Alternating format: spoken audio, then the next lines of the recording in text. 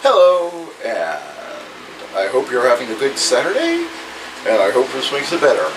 We got some old TV shows, an educational short, of course cartoon time, Radar Men from the Moon, and then the main feature on this Saturday morning. Matinee is two lasts. The Last Woman on Earth, followed by The Last Man on Earth, starring Vincent Price, which of course is an adaptation of a novel that's been adapted many, many times. This is probably my favorite of the adaptations, although I kind of like the Omega Man too. But anyway, I hope you enjoy it and have a great time. See ya.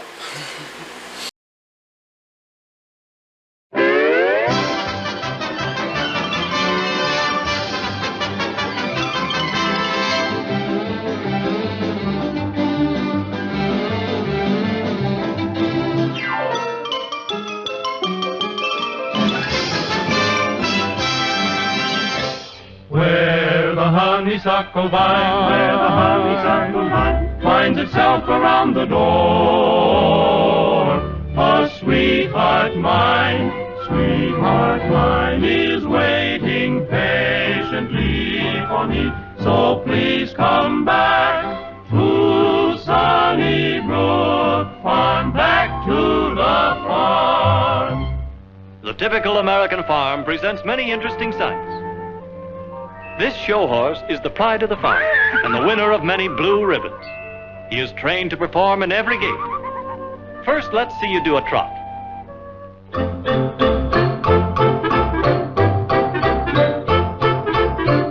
Now the gallop.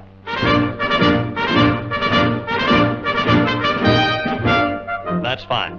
Now do a canter. I'm happy about the whole thing. The way that you walk, the way that you talk. Hey, that's enough of that. Here we find the farmer's faithful old watchdog.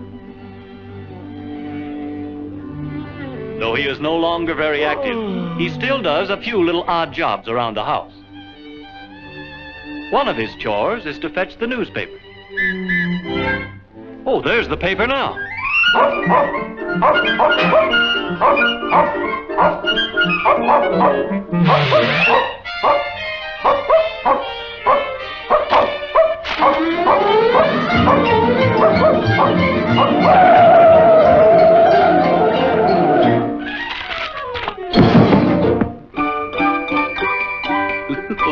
I can hardly wait to see what happened to Dick Tracy.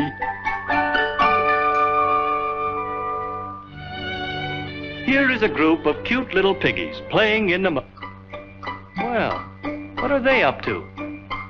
They seem fascinated by that clock. Oh well. Here's a proud mother hen, carefully watching over her eggs, anxiously awaiting the eventful day. What a happy little family this will be. What's this? A weasel, the ruthless thief of the barnyard, watching his chance to sneak in and steal those defenseless little eggs. He draws closer, and closer, and closer.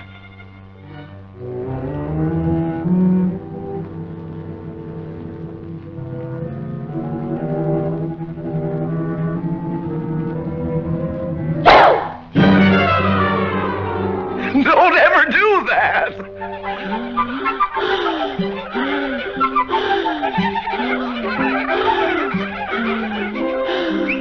In the nearby trees, we find many species of bird life.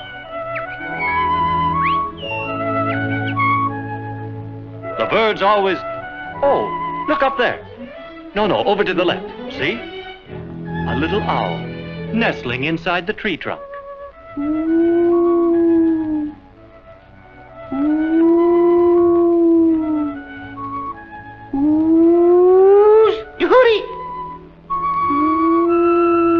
Here's an interesting sight. A young couple laboriously building their nest with a bit of string from here and a piece of straw from there. A little twig, a bit of string, piece of straw, a little twig, a bit of string, piece of straw, a little twig, bit of string, piece of straw, a little twig, string, straw, twig, string, straw, twig, string, straw, twig, string, straw, twig.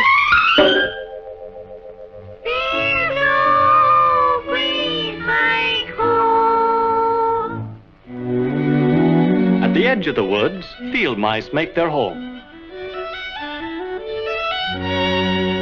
Here we see one of the most common types. Say, he seems to be a bit worried. Tell me, little fellow, what seems to be troubling you? I don't know, Doc.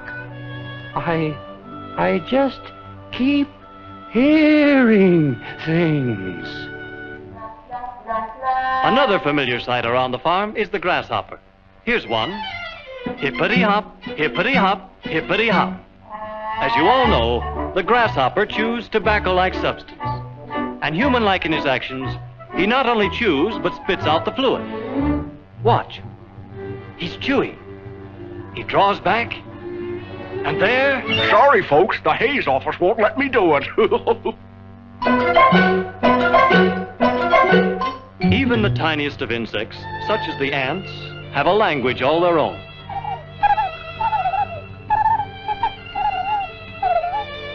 Emerging from the opening comes a female of the species. If you listen very closely, you can hear her calling to her young. Henry! Coming, Mother!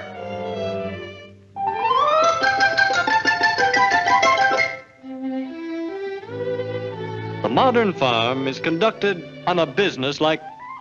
Well, here are those little piggies again. Say, piggies, why don't you go off and play?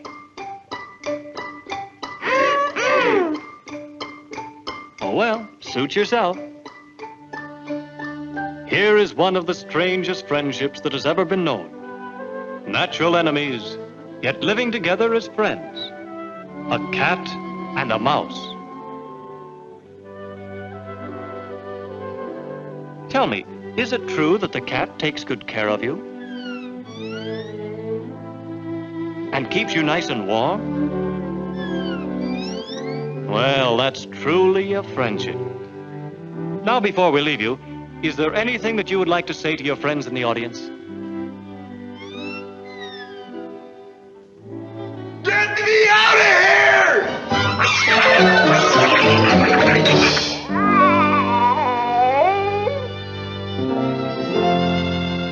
And so, as the day draws to a close, and the sun sinks slowly in the west, we reluctantly take our leave of the farm. Well, the piggies again. Are they going to stay there all night? What in the world can the attraction be?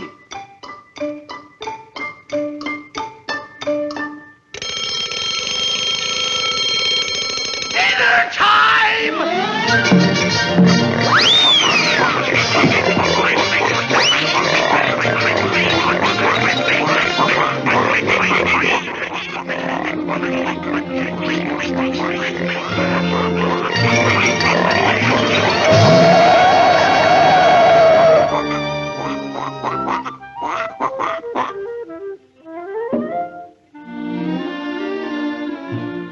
Oh, dear, every day it's the same thing.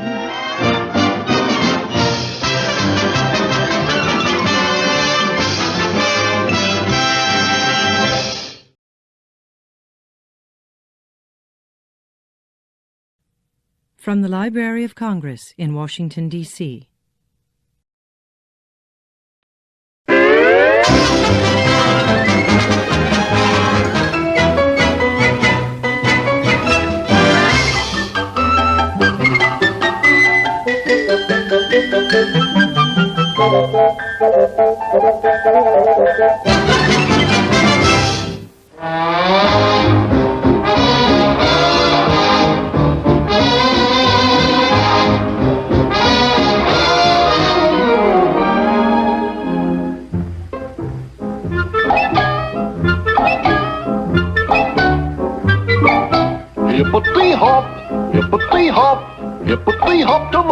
barber shop, a hippity hop, hippity hop.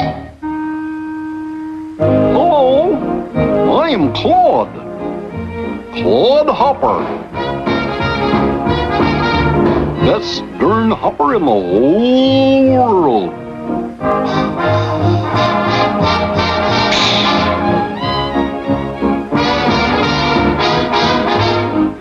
Yes, sir. World's champion. Hippity hop, etc. Sandy, do you see the world's champion? Shall we take him down a peg or two, eh? Aye?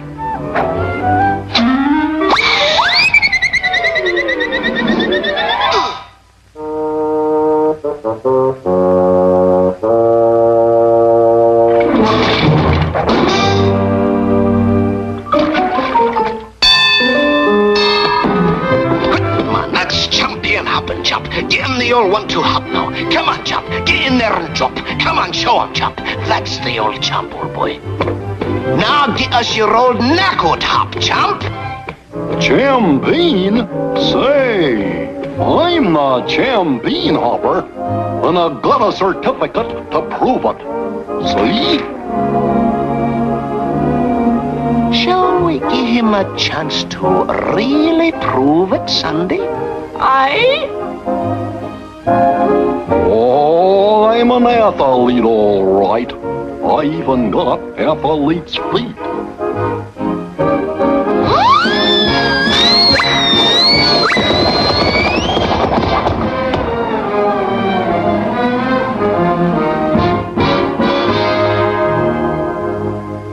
I slipped that first time, but not this time. I guess I'll show them their rabbits.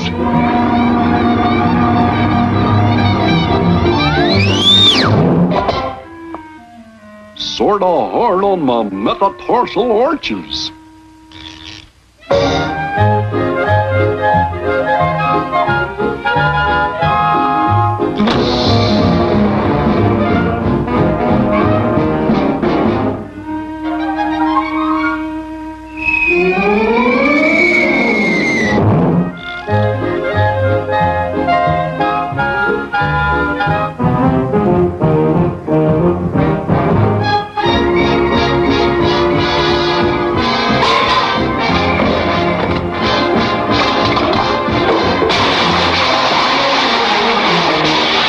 I'll show ya. One for the money, two for the... Oh, well.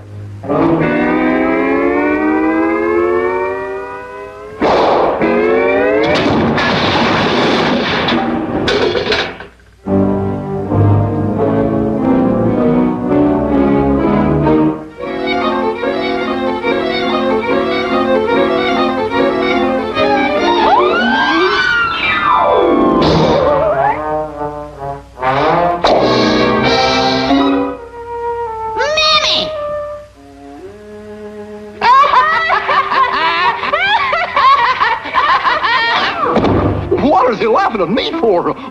I can hop good, see?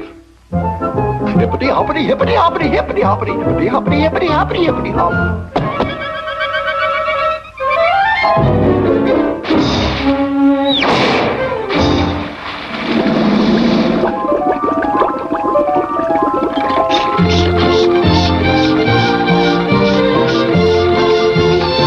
Singing in the shower,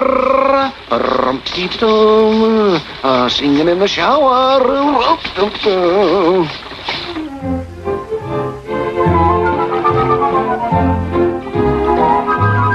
You know, Claude, you're no such a bad hopper. All you need is coaching.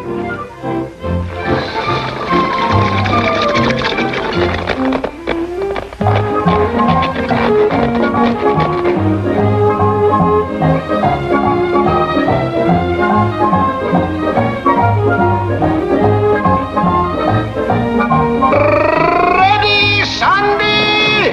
Aye. ballast.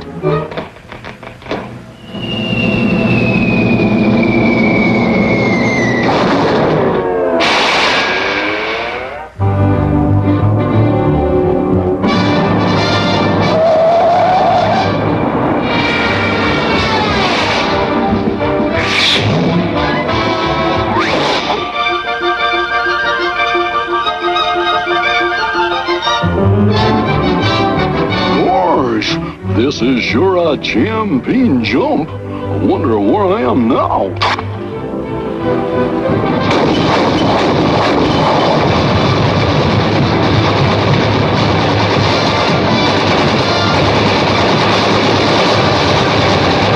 Sort of noisy, ain't it?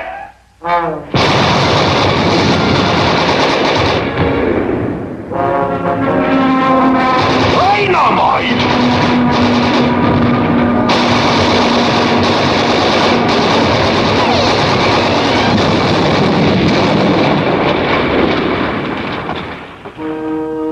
Well, folks, I guess we know who's champion now.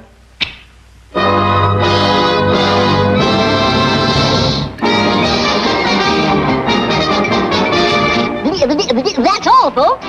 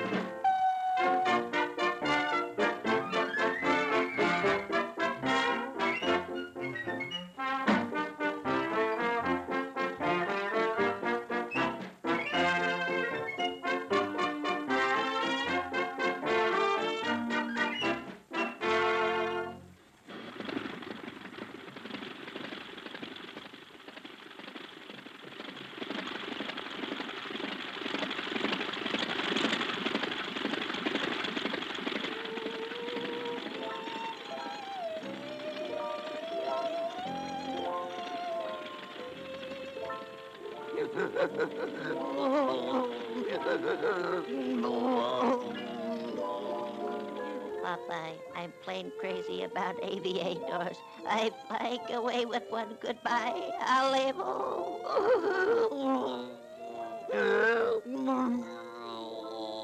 My prettiest engagement.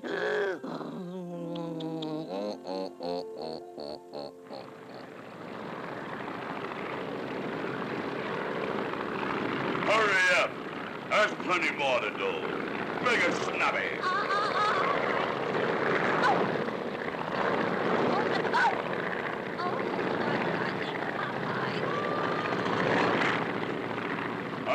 You're no help at all.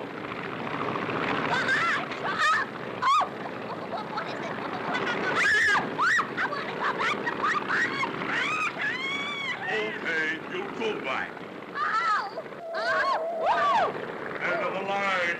Oh, no. Come on, get off. Get off, man. Whoa. Hey, what's that? Olive's voice? Where is it? Whoa. What to do? Where to go? What'll I get? How'll I do that? Oh, whoa. Come on, we're going places. That'll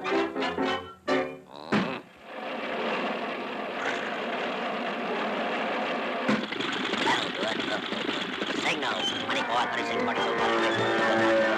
Up. We're up.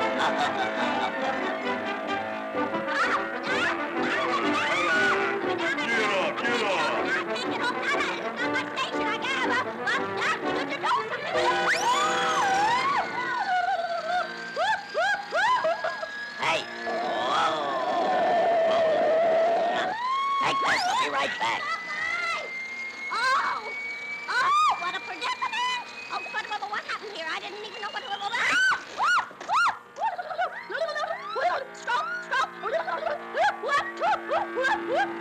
Hey, you big palooka, what's the idea? You don't know how to treat a lady? Hold up, palooka. You are. Come out here and I'll smack you. I'm coming out, don't worry. Whoa, hey. Whoa. Hey, what's this? What? Hey, this is terrible. This is terrible. Wait. Whoa. Oh, I think you need a little more more mucilage on that fuselage. Brother, you're heading for the last crack up. AI doesn't like your altitude. Oh, you don't like it, hey? No. Well, come on Hey, over. yeah, I'll give you some. I bet you can't do that again. Come on out here. Oh, yeah? Oh.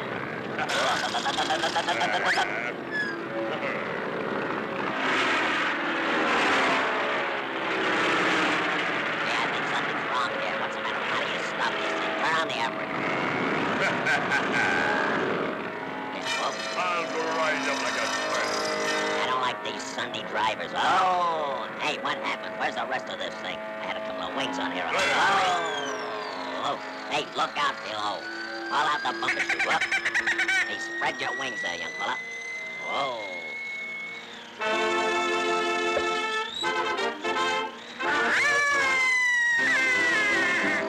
Oh, boy, this is ducky. Thanks for the lift, Gordy.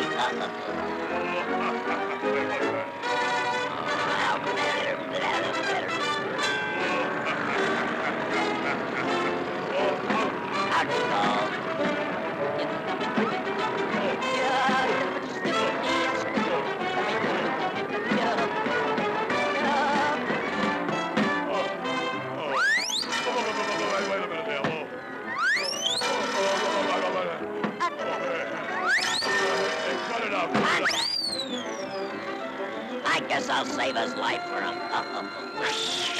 Hey, keep cool.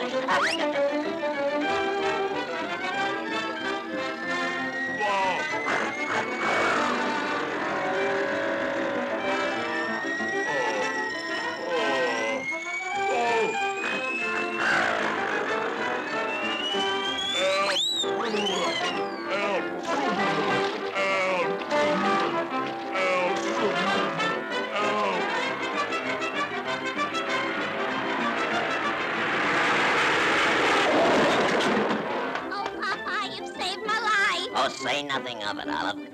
Papa, you're the most wonderfulest aviator of all. I am what I am, and that's all what I am. I'm Popeye the Sailor Man.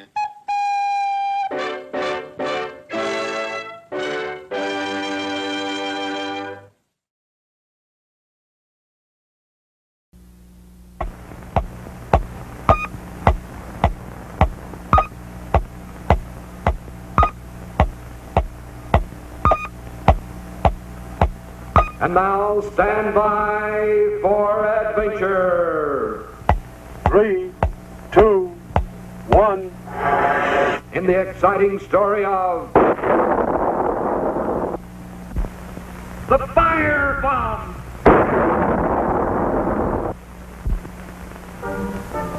Of all the wonders of Futurian space science, none is more valuable to the people of the universe than Colonel Bleep's fantastic invention, the Futurian robot. One by one, these mechanical marvels have been skillfully trained to master every important duty of modern space life. The master robot Guidex is in full command of busy Space Station X-1. Control robot Synchro guides all traffic through the Milky Way Turnpike. Special mechanical engineers man all interplanetary transportation craft, from roaring space trains to small but speedy skyway cars. Step aboard, please. Indeed, without these skillful mechanical men on the job, interplanetary space life would quickly grind to a halt. But there is no need to worry about that, for there is enough high-precision Robolube in the great Futurian oil well to keep every robot running on perfect schedule forever. Fill me up, please. Yes, my clever mechanical friends. Fill up while you can, for at midnight you shall be dry. First, I shall empty your tanks, then this powerful firebomb is set to explode at 12 to destroy your life-giving oil well. Up, Grizzo! There's work to be done. Sizzling Saturn! Dr. Destructo and his pet gorilla are off to empty the oil tanks and set fire to the Robaloob oil well.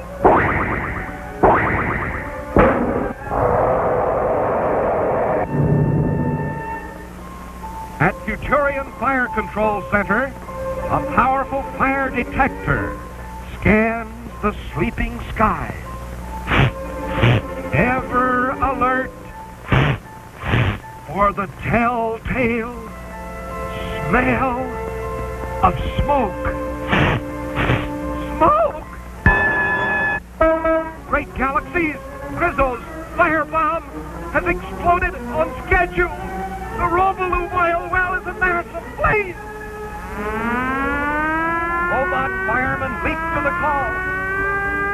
But look, Destructo has emptied the tank. The entire brigade is grinding to a halt. The wicked plan is working. The mechanical robots have stopped. There's no one left to put out the fire. Hold everything. Here comes Colonel Bleat with Squeak and Scratch. They'll put out the fire. But how? The Colonel knows the frosty foam from this supercharge of frigid plutonium 505 will do the job if it can only be placed directly into the blazing oil shaft. But who could survive those terrible flames? Without delay, the fearless deputies volunteer. But little Squeak is a puppet made of wood. Surely he cannot go. And Scratch? But where is Scratch? Oh, no! There on the robot fire truck! It's the caveman himself inside a fireproof fireman suit! There he goes! Carrying Fleet's supercharge of foamy frigid plutonium! He's risking his life to save the priceless robot oil supply! It's working! The flames are dying down! The fire is out!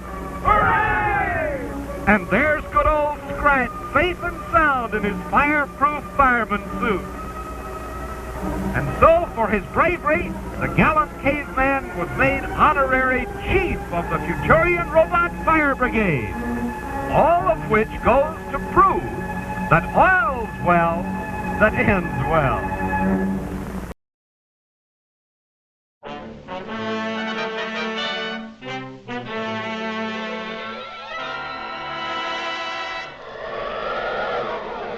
Up in the sky, look! It's a bird! It's a plane! It's Superman!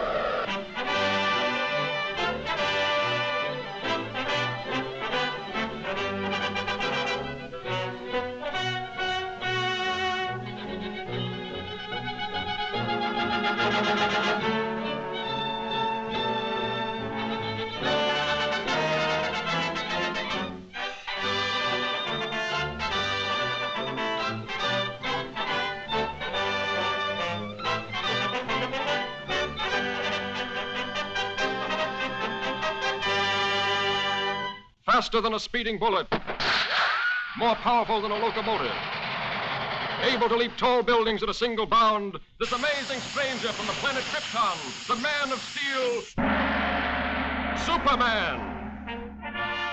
Possessing remarkable physical strength, Superman fights a never-ending battle for truth and justice, disguised as a mild-mannered newspaper reporter, Clark Kent.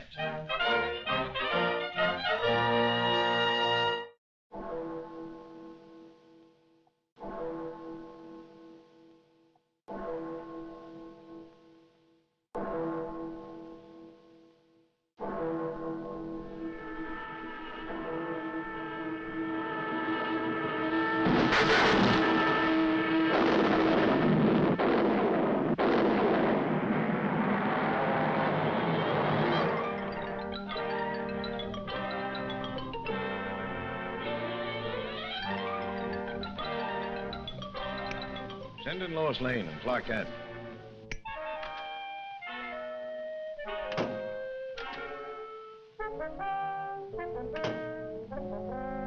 Give me a follow-up on this bullet car story. Attention.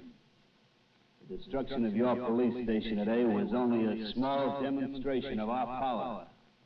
Unless your mayor turns over the entire funds of the city treasury, power plants, firehouses, and all municipal buildings will be next.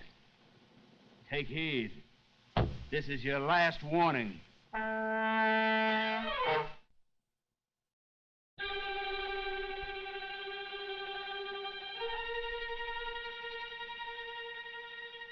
What are the authorities going to do about this, Mr. Mayor? We won't be intimidated by criminal threats. Law and order must and will prevail.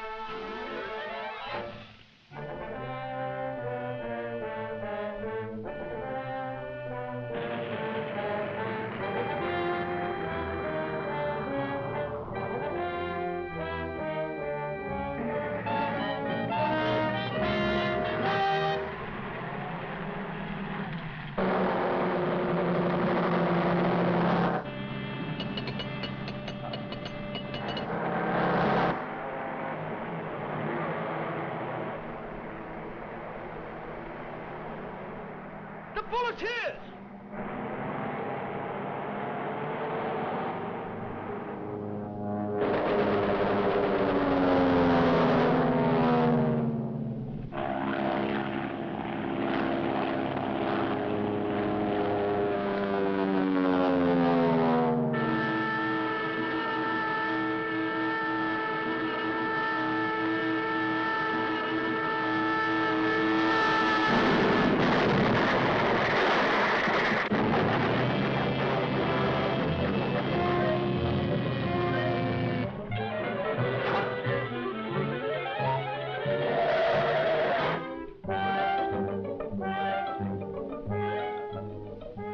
The presses have stopped.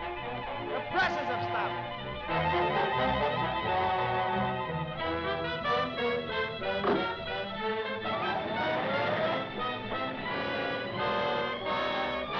This looks like a job for Superman.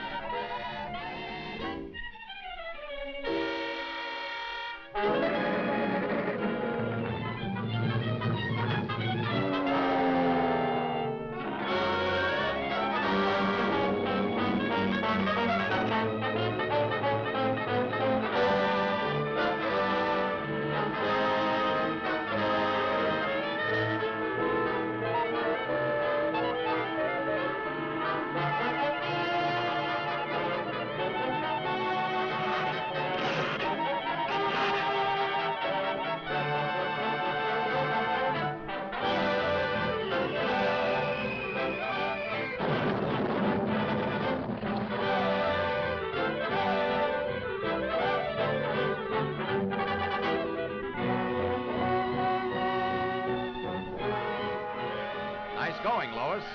Another great scoop for you. It was easy. Thanks to Superman.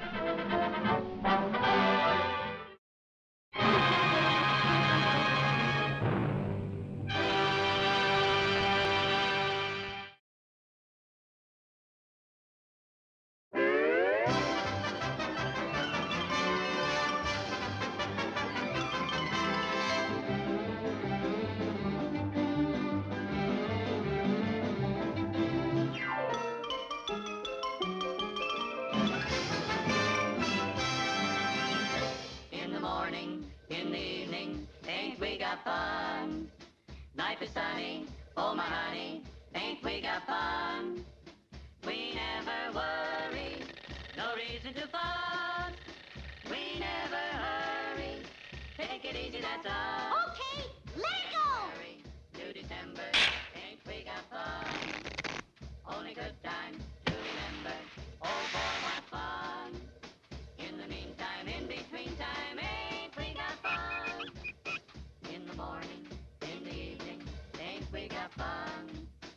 Life is sunny, oh honey. Run! Run!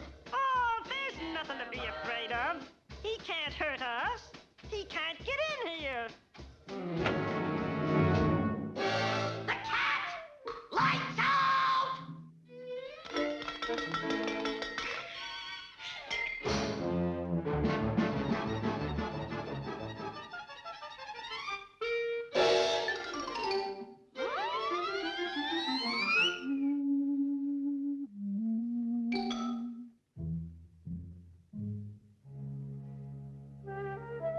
All clear. The cat's gone.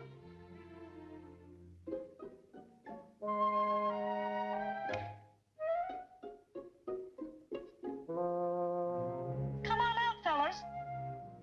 Hey, where is everybody? Huh?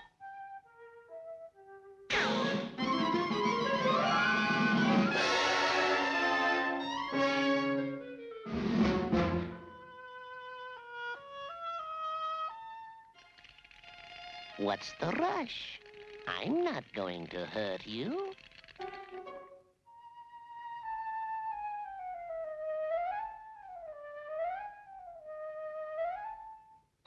Look what I've got for you. Later. Listen, you can have all the cheese you want if you...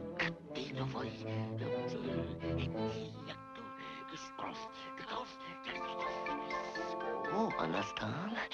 Okay. There. That's better.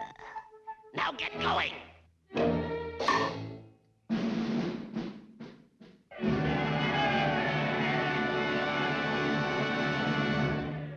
That cat he done told me out there in the kitchen. That cat he done told you what? Oh, he's come here to save us and not to enslave us. That cat's a rat just the same. Oh, no, kids. That cat is a two-faced, a treacherous thing who'll leave us to sing the blues tonight. Please take my advice and don't be naughty mice. Appease him, or he'll get offended. He wants to protect us from the ones who've wrecked us. Please him. He wants to protect us. That's what I've been saying. Gee, that'll be fine. Then hurry and sign a truce and don't fight.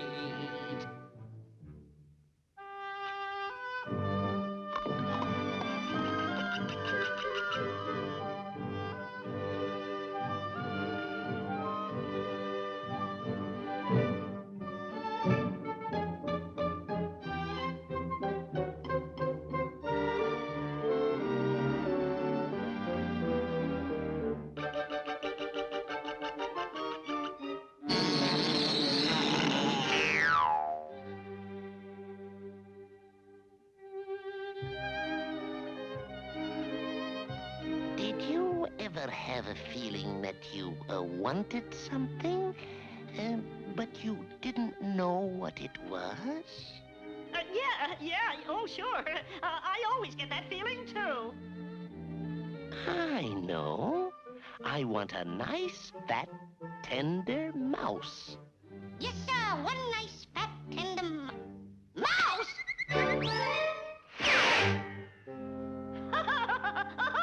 Look at them run! You're a nice fat tender mouse. You'll do.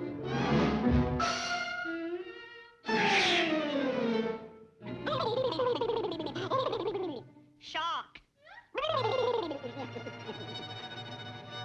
Grit your teeth, show some fight in the stuff that you're made of. Remember to never say die. We'll do more than that. Let's get rid of that cat. All in favor, say aye. Aye! We did it before and we can do it again, and we will do it again. We've got a heck of a job to do, but you can bet it to see it through. We did it before and we can do it again, and we will do it again. We're one for all and we're all for one. They'll get a licking before we're done. Millions of voices are ringing, singing as we march along. We did it before and we can do it again, and we will do it again. We'll knock them over and then we'll get the giant back to friend. We did it before, we'll do it again. Now listen, men. To back us out of a guy, you better leave a sock and touch it off yourself, see? And remember, above all, to Adenobadira reckon on Fosco, Fanny Schnipperadel on a Filigadusha. You got that? Okay.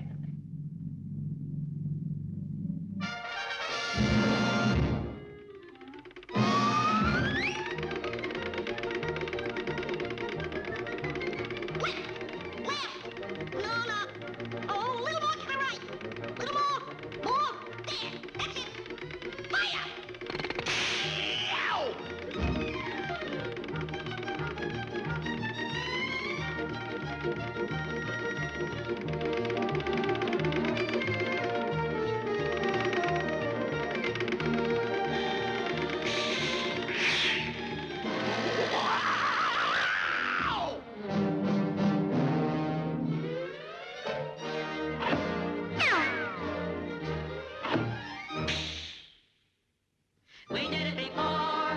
We did it again. We do it.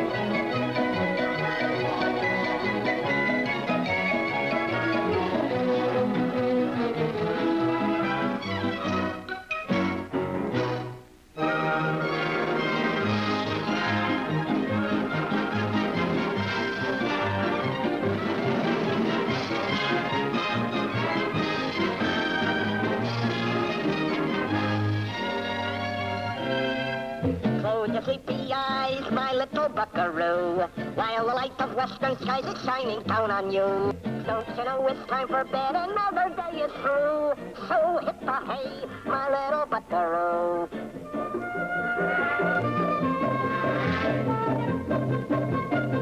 Howdy, you all. Don't you realize, my little buckaroo, it was from a little oak tree that a chestnut grew. And remember that your pop was a punk like you. My little buckaroo. Oh,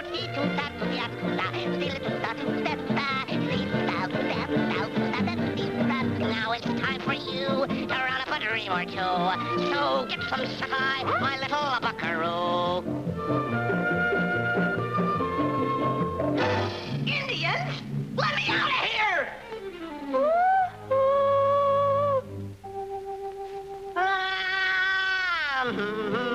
Would you like to take a walk? Do you think it's gonna rain?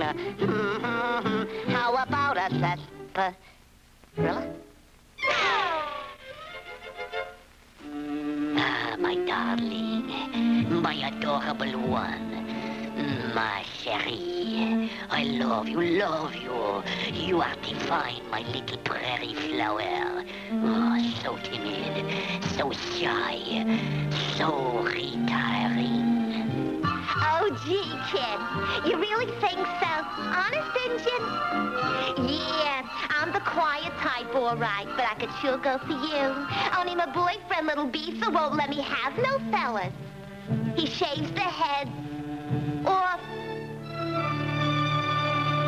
Ah, phooey. Gee, kid, he's liable to be here any minute. Oh, gosh, there he is now. Yeah. Who's afraid of a little old Indian? Daisy June.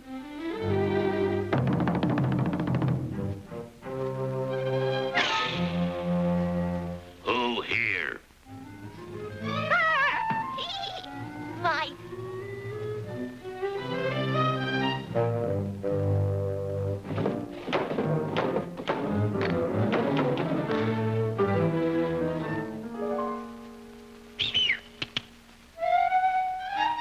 Little Beaver, me princess, get your gummy, me Little Beaver, goodbye now.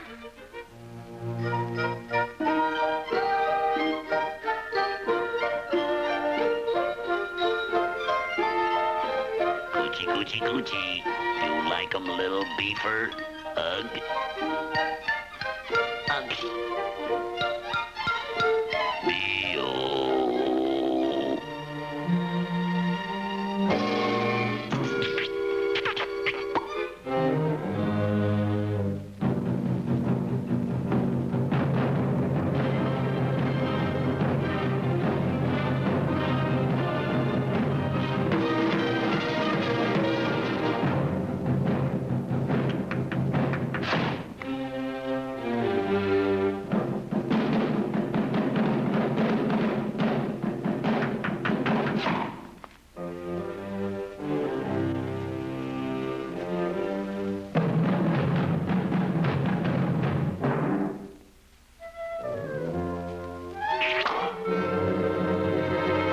Wahoo!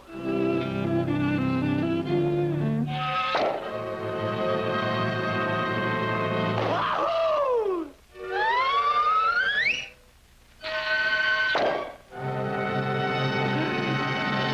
Wahoo!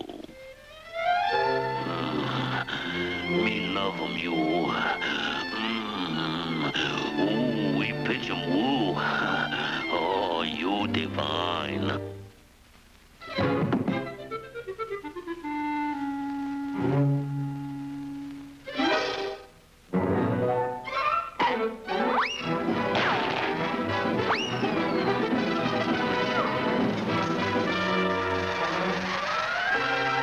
Oh, well, you too.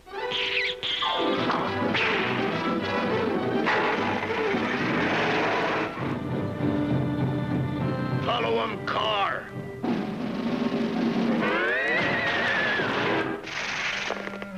Is there a first aid student in the house?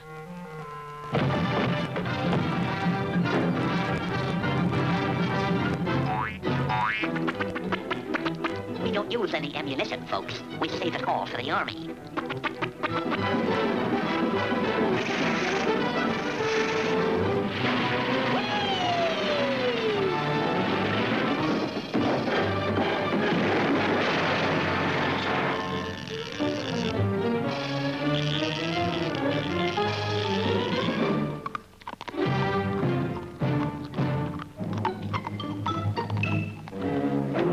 Pick 'em up or I'll blow your brains out.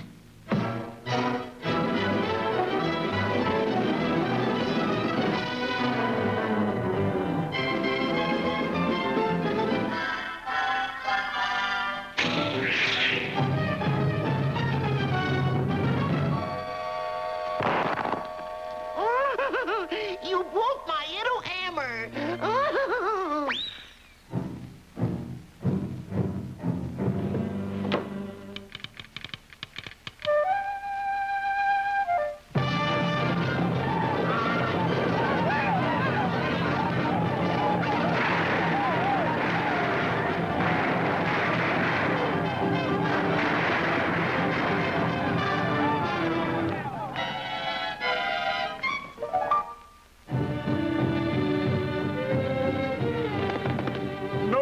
some pup-pup.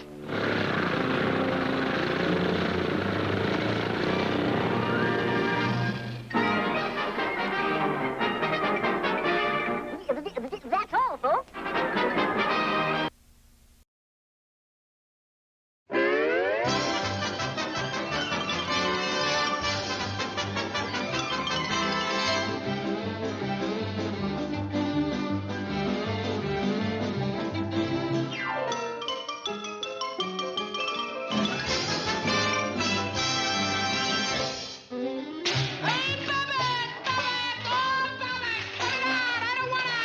Nothing to it.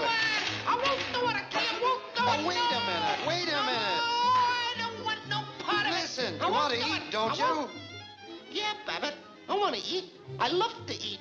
Well, then go up and get the bird out of that nest, and we'll eat. But I don't want to hurt no bird. I like birds. I go hungry first. What's the matter, Freddy Cat? This is only a tiny little bird. You mean a poor little dincy-wincy, itsy-bitsy defenseless bird? Yes. Let me at him! Let me at him! I'll get him, Babbitt! Gangway, I'll mortalize him! Let me at him! Take it easy, take I'll it easy. show him! Where'd he get that stuff? Don't hold me back! I'll get him! I'll show him! Come on, quit your fooling. Get up that ladder. Push me, Abbott! Don't push me! Come on. I'm scared to go up high. I get hydrophobia. No, I don't want to come down. Don't push me. Oh, don't. You can't make me do it. You can't make me do it. He did it. Come on, stupid. Get the bird. Oh. Give me the bird. Give me the bird. If the Hayes office would only let me, I'd give him the bird, all right.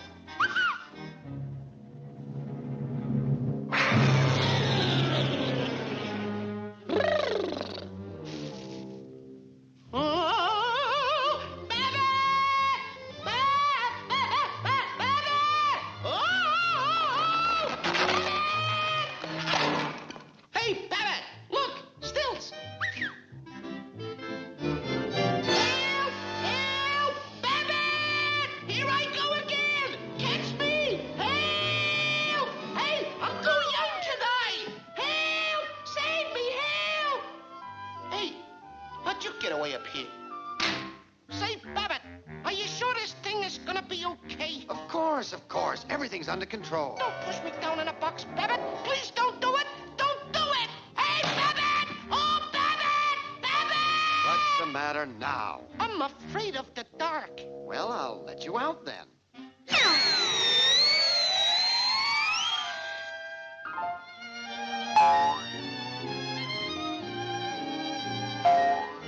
I thought I tore a putty tab. I did. I tore a putty tab.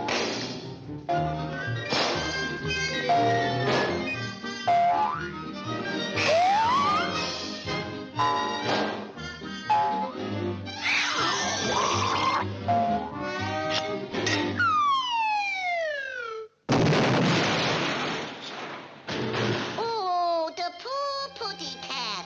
He crushed his witty head. Gee, Babbitt, I'm just no good. Oh, the brakes were against you. I'm a flopperoo. I can't even get the boy. Don't worry, you'll get it all right. You mean I'll get it in the end? Yeah, and you'll get a big bang out of it, too. Well, that sure takes a load off of my mind.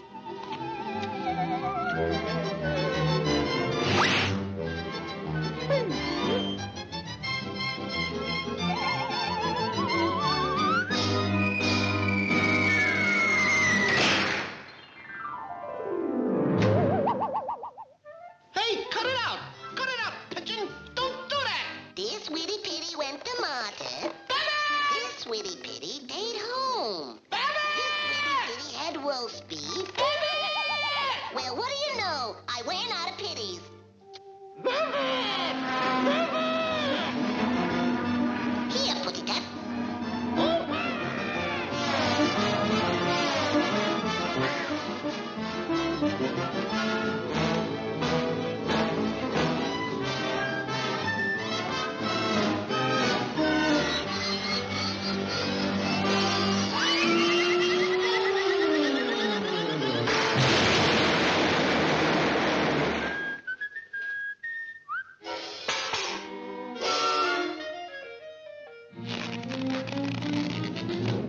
I'll save you. Where are you? Speak to me. Speak to me. Come on, stop your clowning. What's the matter with you? Aren't you ashamed? I don't know. Why do you do these things? I'm a bad pussycat. Oh, I just can't seem to get the boy. Ain't no use. Don't worry. I can't do it. This'll get you up there. Contact. Contact. Contact. Contact. Contact. Contact. Hey, Babbitt! I'm a Spitfire!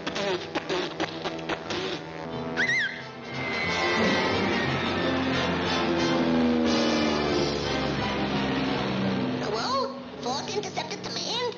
I see an unidentified object flying around my widow head.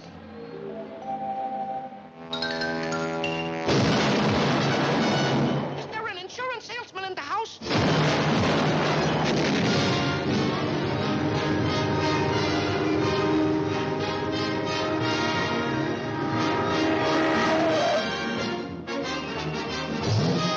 Airwade, lights out, total blackout. Wake it up, Putty Cat, wake it up. Airwade, lights out, total blackout. Hey, now's our chance. Come on. Turn out those lights!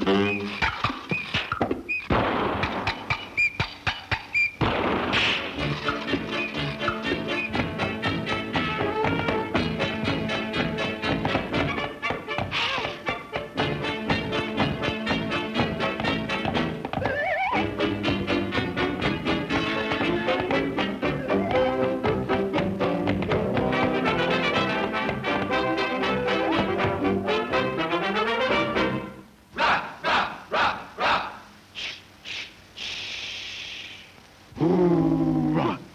Hoorah! Rah, rah, rah! Night school!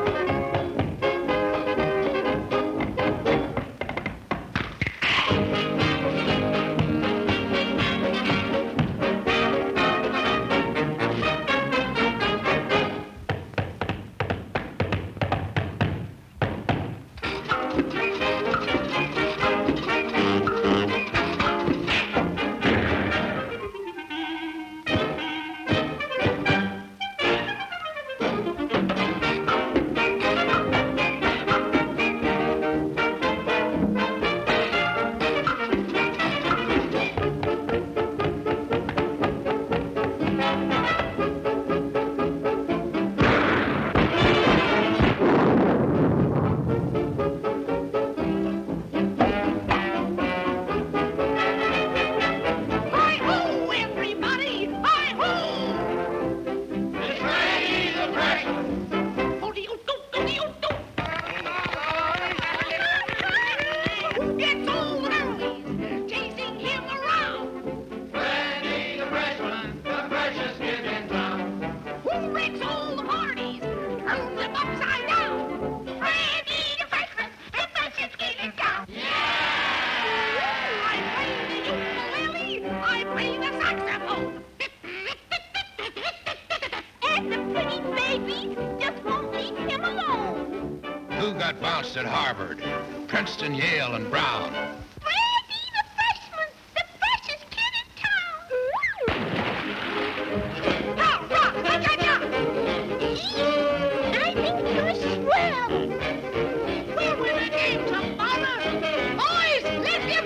would you? Raspberries.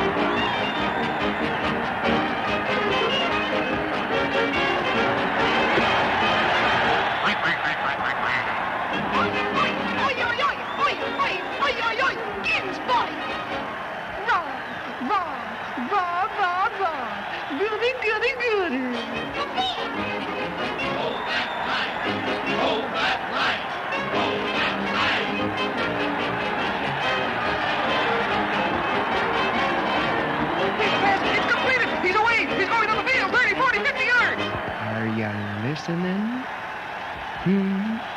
Oh, there's a pass. It's completed. He's away.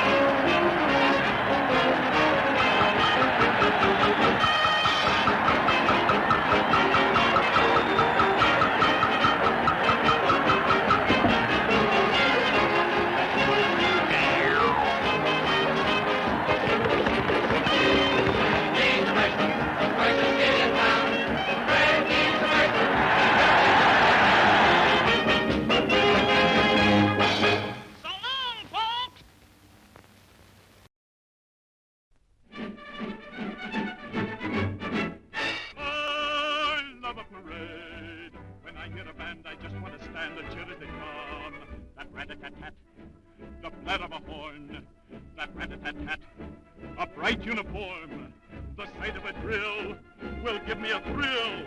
I thrill at the skill of anything military. I love a parade, a handful of vets, a line of cadets, or any brigade. For I love a parade.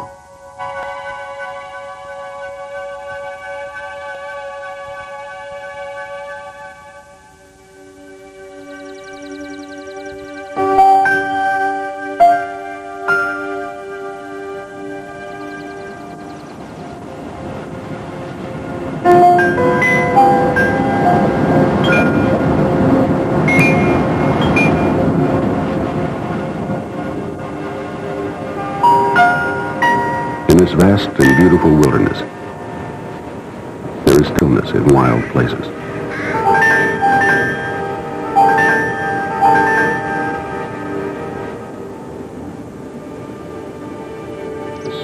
Cool wind in the warmth of the sun. Small sounds and simple things in the gentle confusion of nature.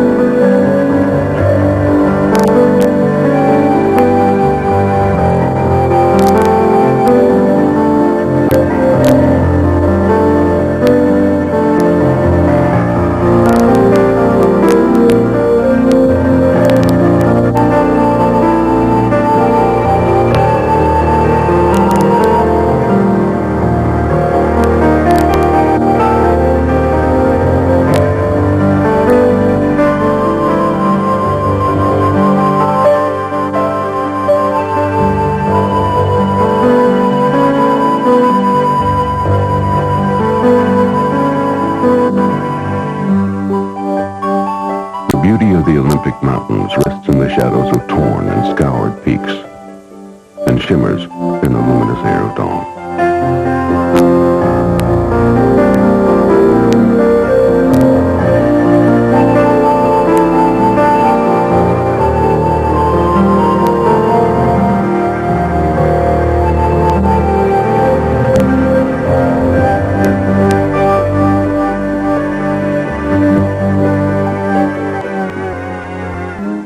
Ridges of trees and endless sweeps of fog soften rocky lake shores.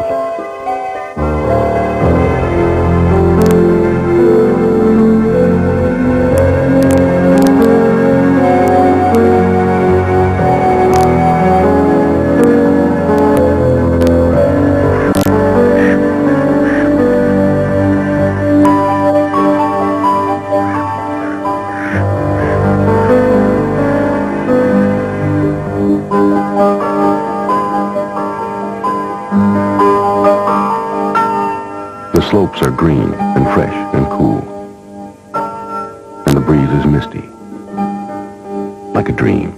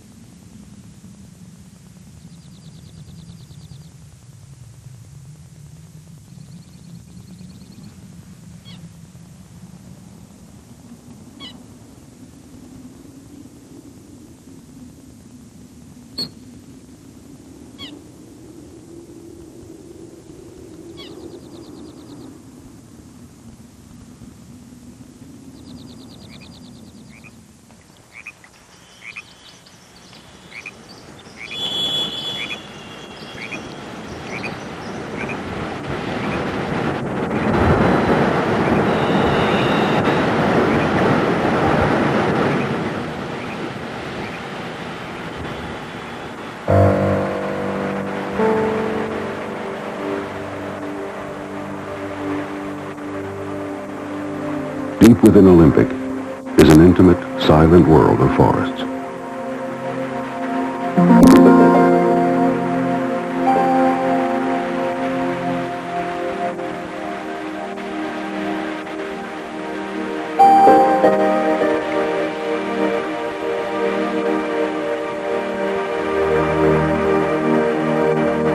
Everything is lush, damp,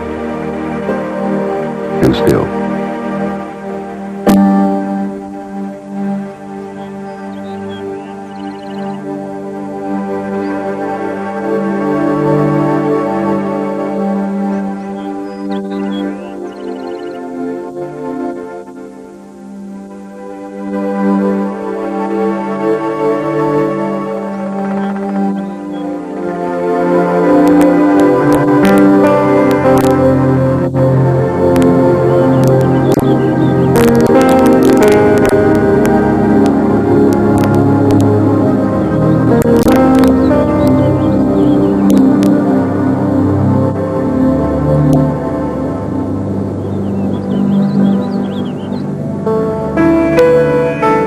Sun and rain sift through the thick canopy of the old-growth forest, nourishing an abundant plant and animal life.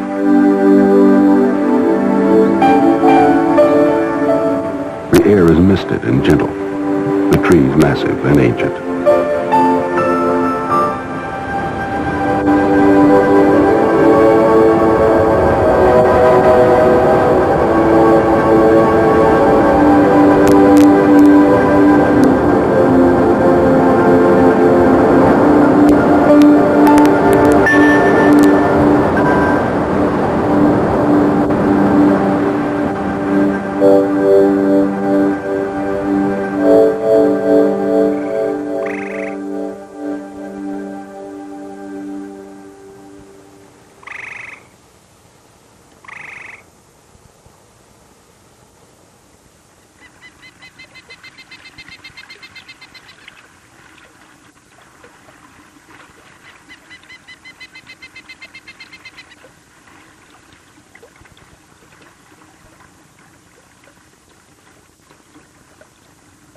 Many rivers are named for Indian tribes.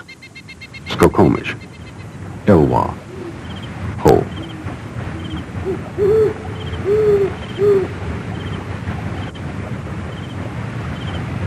Trails climb from the forest to the graceful meadows of the upper ranges.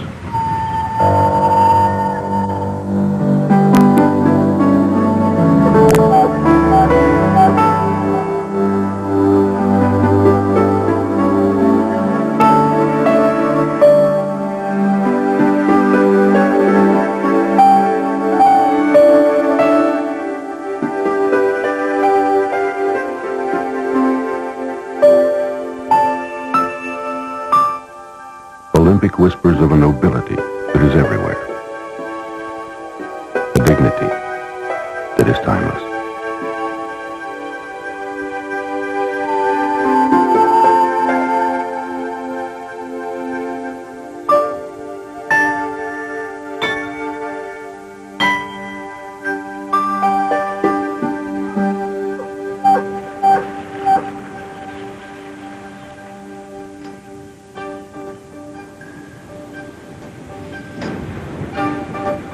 Pounding against bluffs, toppling trees, the sea works its way inland.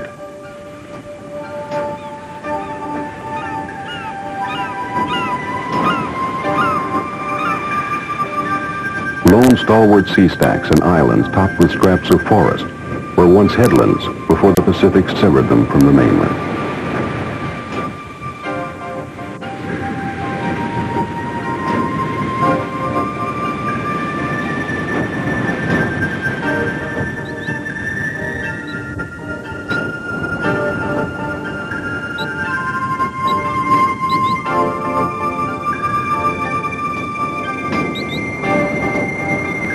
Pummeled by winter seas and high tides, huge, eerie monuments lie scattered along the shoreline.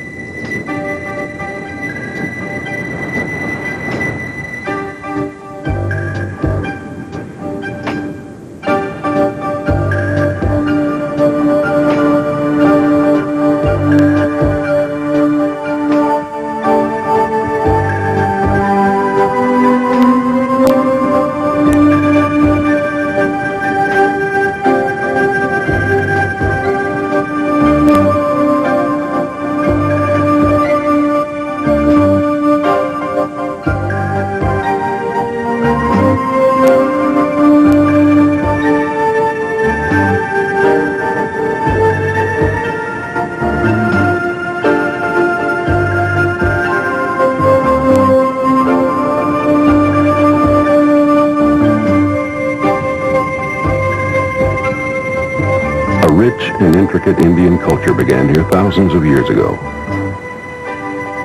The Makah, Quileute, Ho, and Quinault were the coast people. With the fortitude of their ancestors, they continue to thrive on Olympic shores.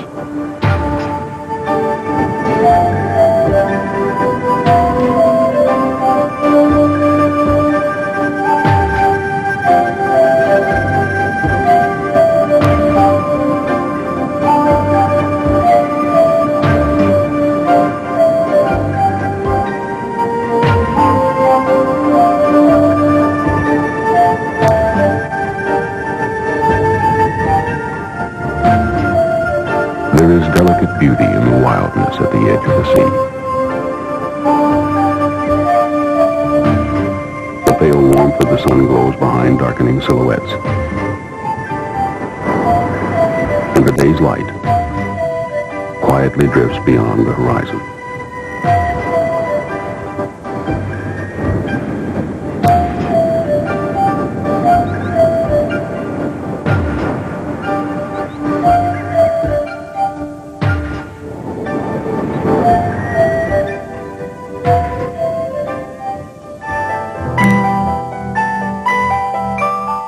The Olympic wilderness remains untouched. It is pure and primitive. Its infinite beauty lingers in every breeze and in every river song.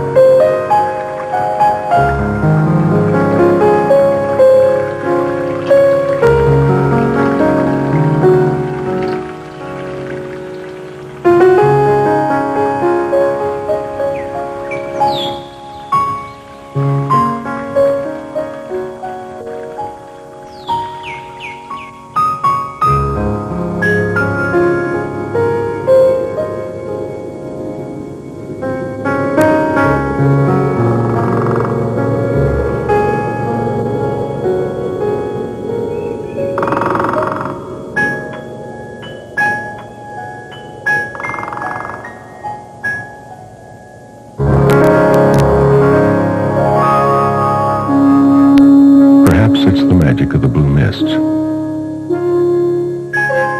Perhaps it's the gentle quiet of this mountain garden, or the moist fragrance of the air, laden with the scent of growing things.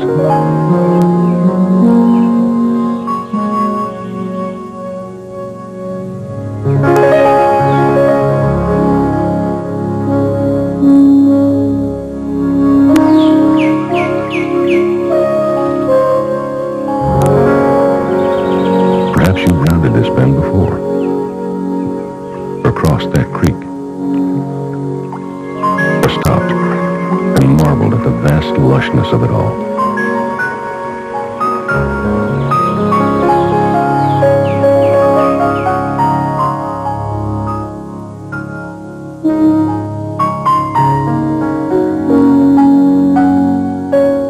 Whatever it is, the Great Smoky Mountains have a way of making you feel at home.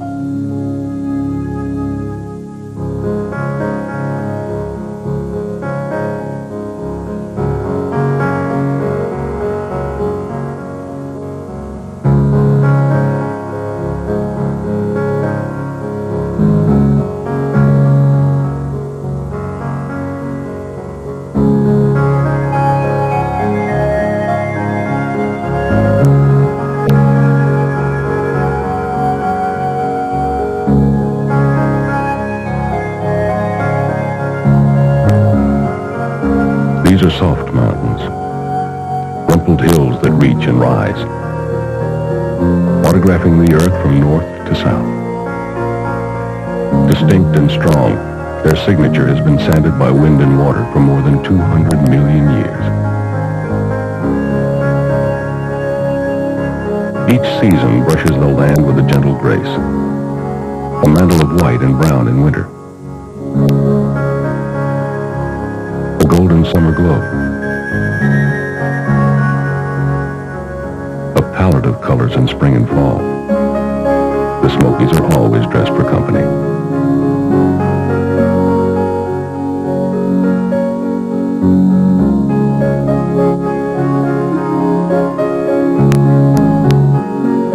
Bald outcroppings lure the hiker off the trail to look out over virgin land. Ridge upon ridge, the mountains unfold, wearing a grace that comes with age.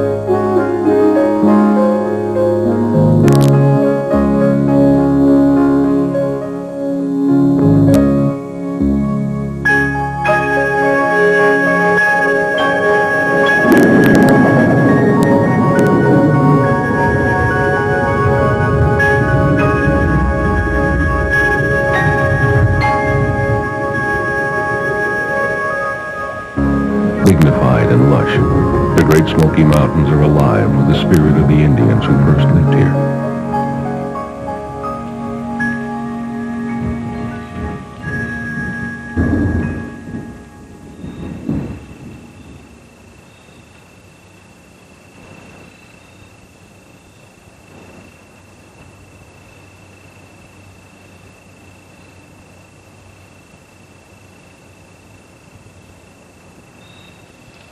Listen.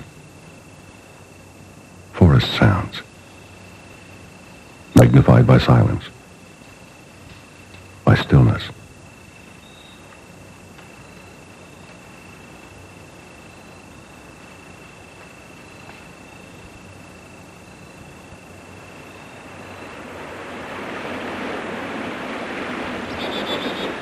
Even before the sky lightens, birds begin to sing.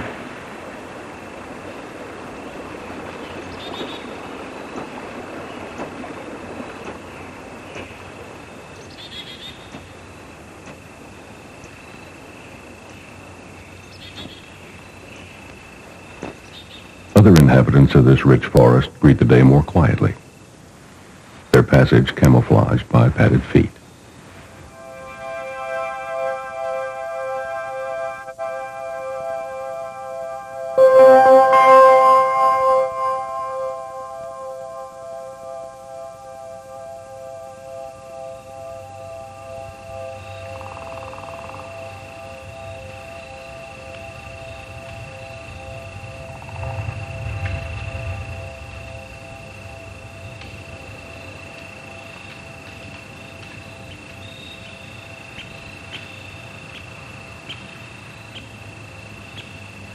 In the coves, a rich mix of plants and wildlife find refuge, protected from winter's icy winds, nourished by some of the most fertile soil on the North American continent, and sustained by over 700 miles of restless rivers and trickling streams.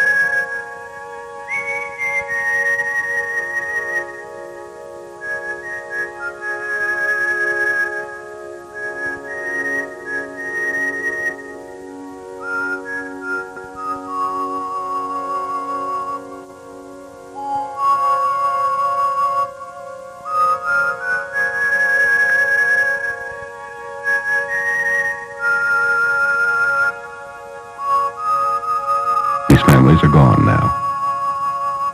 The ghosts of their homesteads whisper how difficult, yet how rich, life must have been.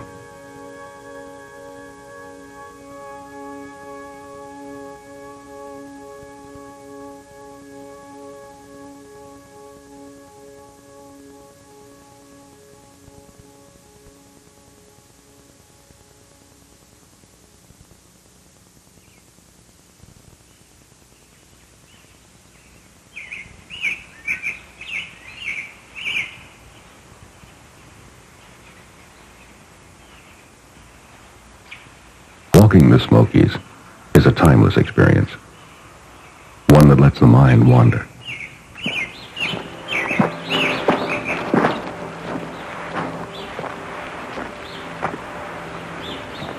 Endless themes are played out here.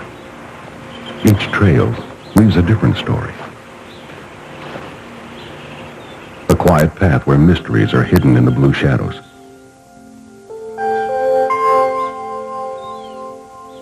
A boulder-strewn track carved in an ancient age.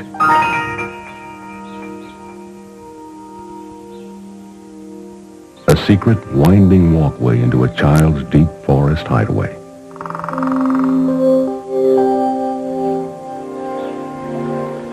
Trails following rivers and streams meandering through these hills, linking forgotten settlements to each other. And the greatest of them all, the Appalachian Trail, the spine of the Great Smoky Mountains.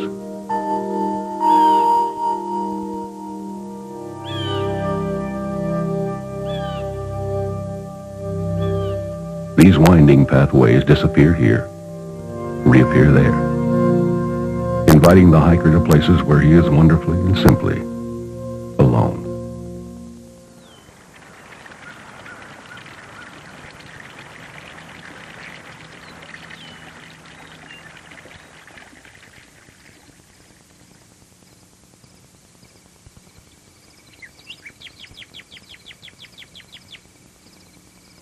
It's hard to visit the Great Smoky Mountains and go away untouched.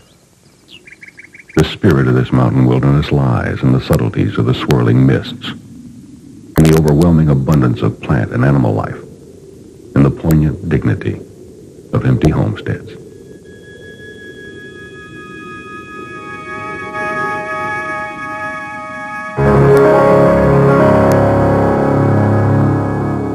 Change comes gently here, harmoniously, in increments as fine as the dew on a spider's web.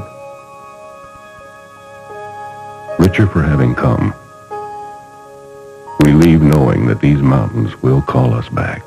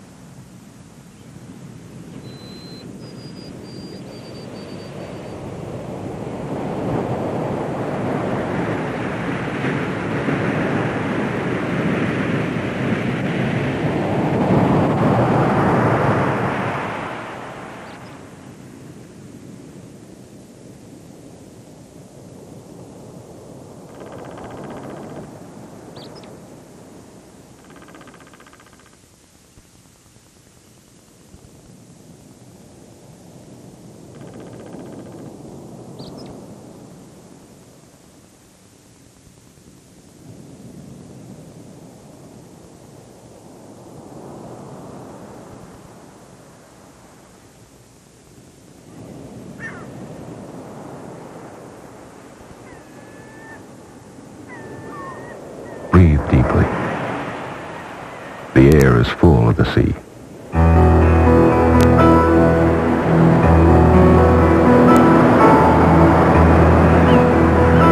The wind carries its music for miles.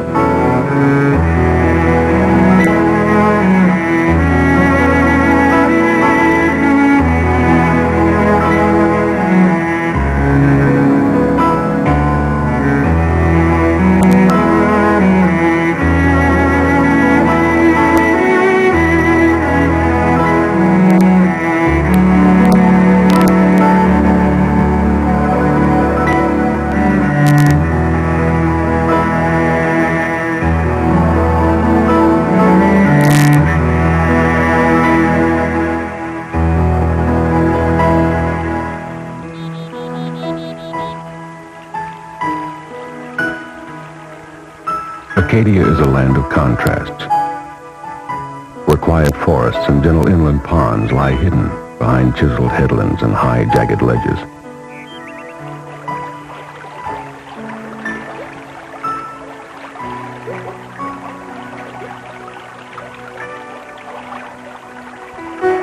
Where tiny streams that lace spring meadows seem out of place, with cobble beaches and thundering surf.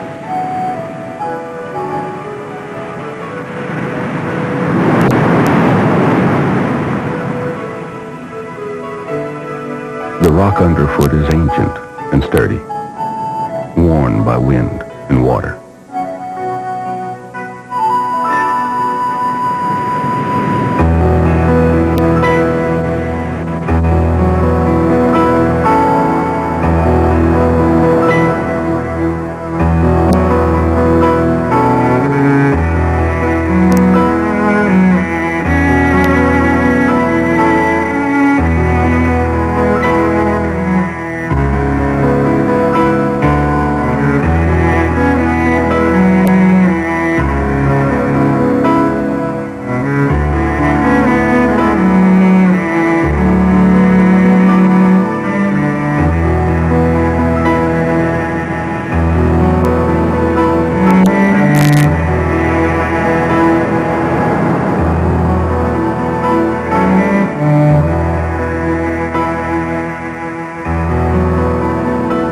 A slow, steady beacon lights the night sky with the warm and misty charm of Acadia.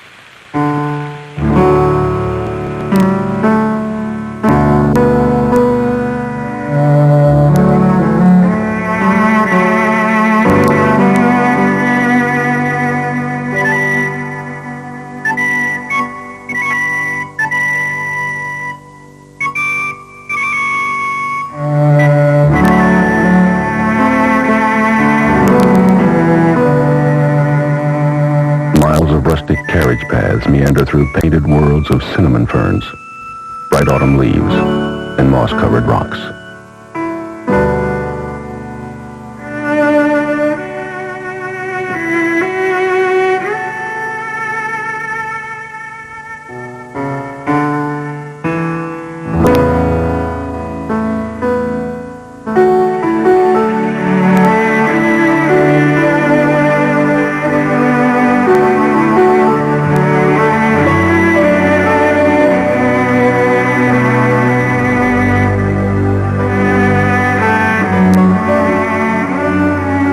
Fragrant and alive with color, verdant inland forests are rich with red spruce, birch, and white pine.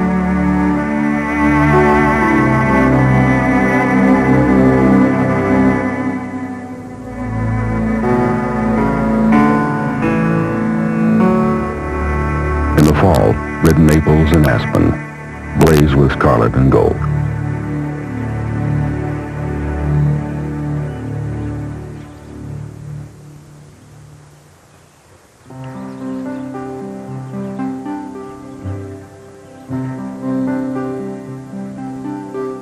cool, clear lakes reflect the colors of lupin, rhodora, and delicate wild roses in spring and summer.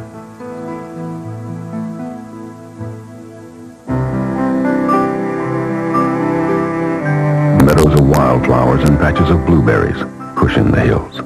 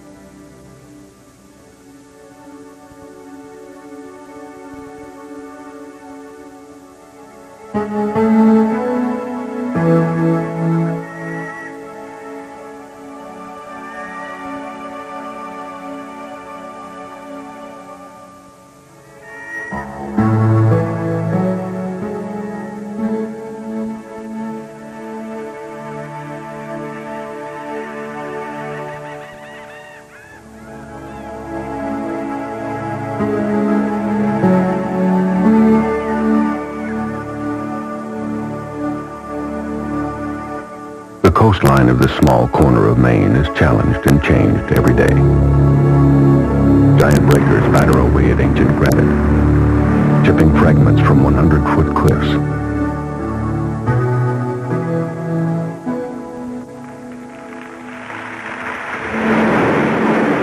Gentle waves sand and smooth cobbles, sending them clattering onto beaches of crushed shells and quartz.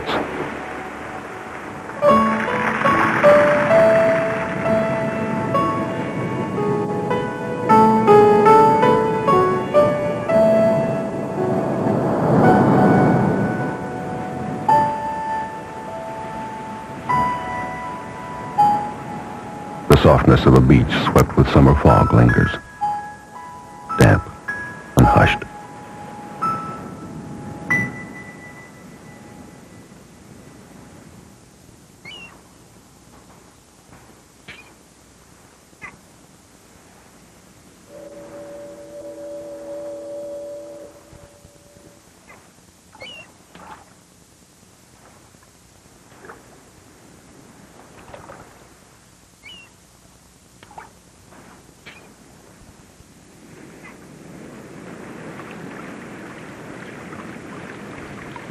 The tides ebb and flow, sustaining life at the edge of the sea.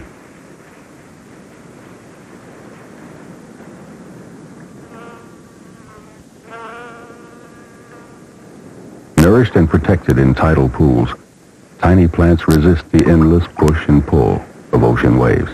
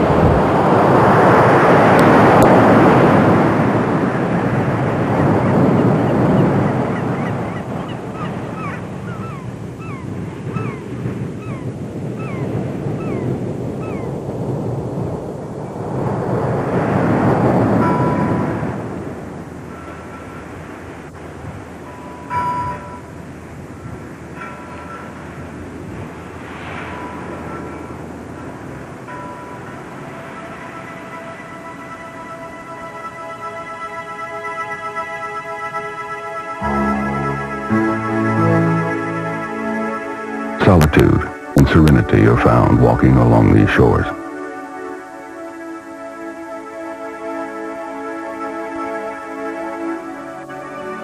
Thoughts of long-forgotten Indian feasts drift by in the whisper of a breeze.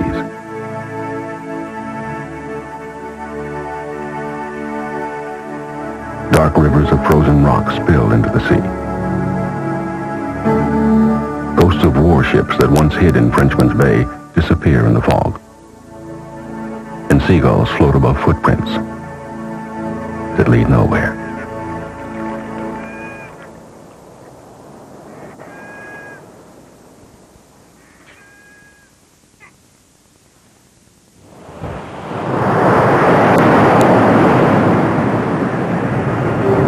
1850, artists and naturalists have come here, lured by glistening seascapes, quaint harbors, and an abundance of wildlife.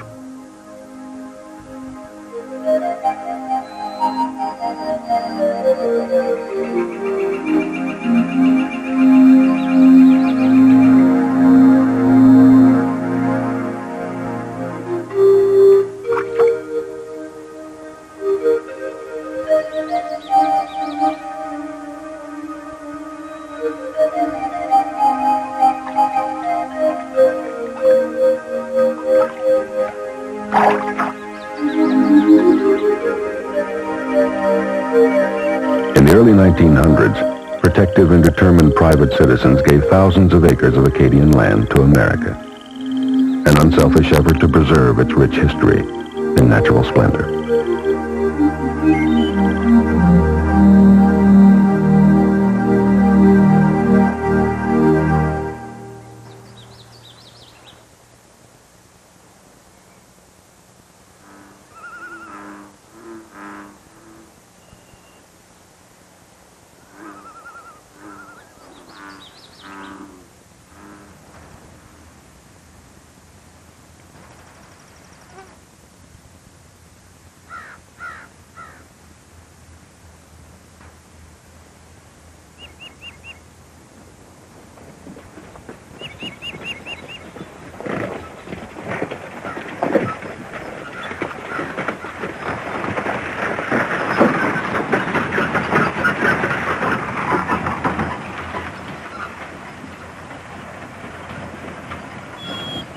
Carriage paths, reminiscent of an earlier time, wind across rolling hills and over rocky woodland streams. These trails are linked by hand-hewn stone bridges, magnificent and strong.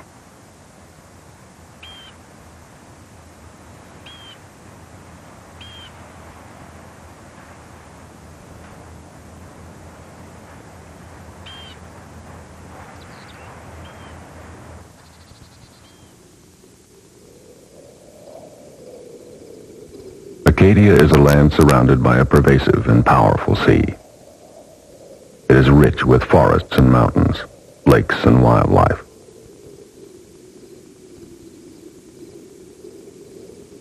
This is a quiet place, where nature is at ease with a spirit of resourceful and independent people. It is natural, unpredictable, and unforgettable.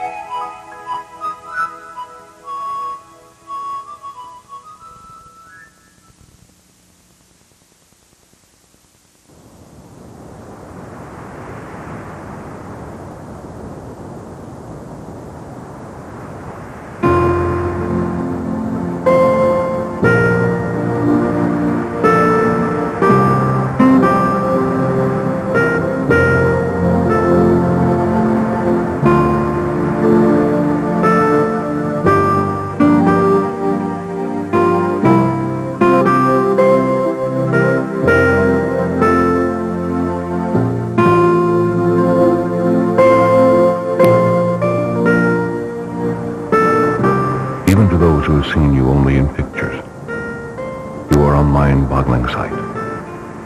A colossal spectacle. An enormous tear in the earth. A vast and bewildering sea of textures and colors.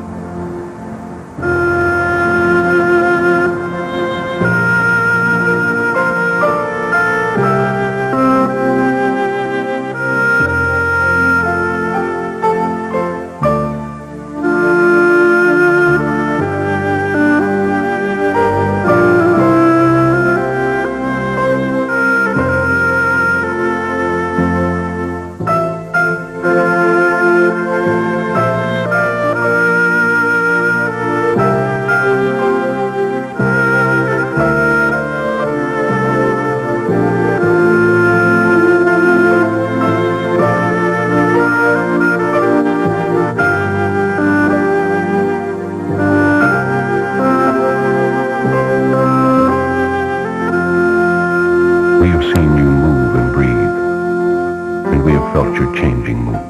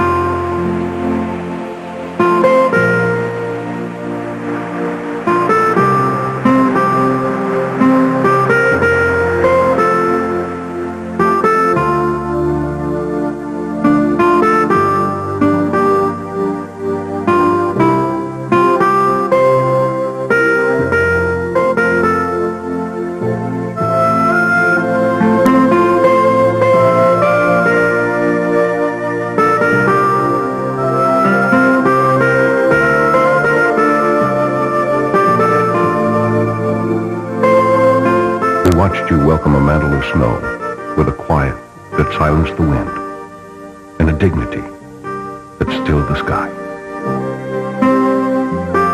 Your hush overcame us, and you forced us to be still and listen.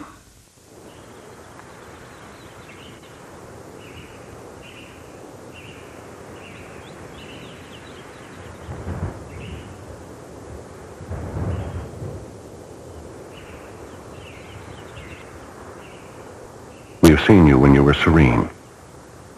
We stood on your shoulders at the North Rim, and we sensed a deep peace within you. The tranquility born from the sea.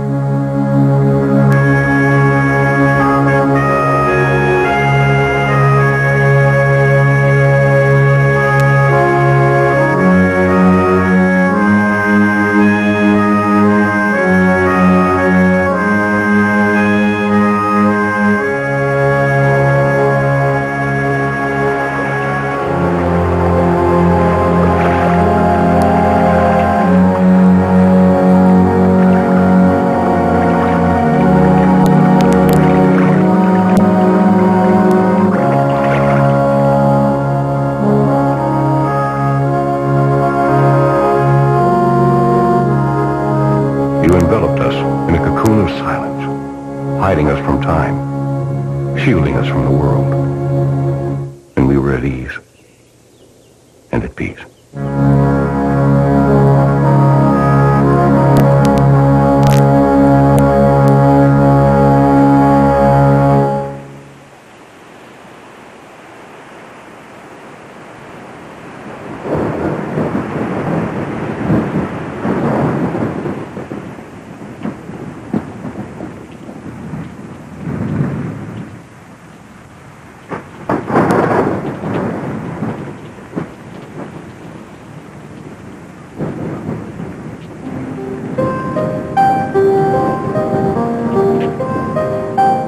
We sat at your feet at daybreak, when the shadowy low light was melancholy and as luminous as pearl glow, and watched you weep in a morning rain, with tears running like rivers down your weathered cheeks, streaming through rocky crevices, washing across water-smooth boulders, pouring down in shower falls, flooding into widening pools.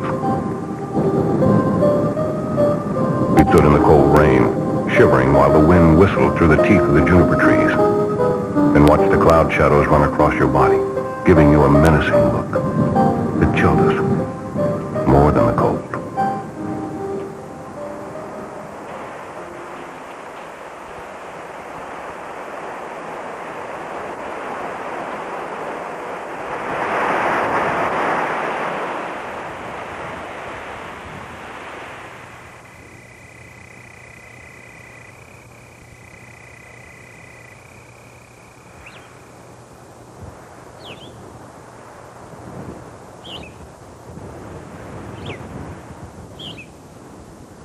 On a cloudless day that shone like silver, walked the Kaibab and the Bright Angel and watched you, spread out among the relics of the ages, resting in the sunshine, laughing silently to yourself as we walked on, taking some pleasure in the fact that our destination was still so far away.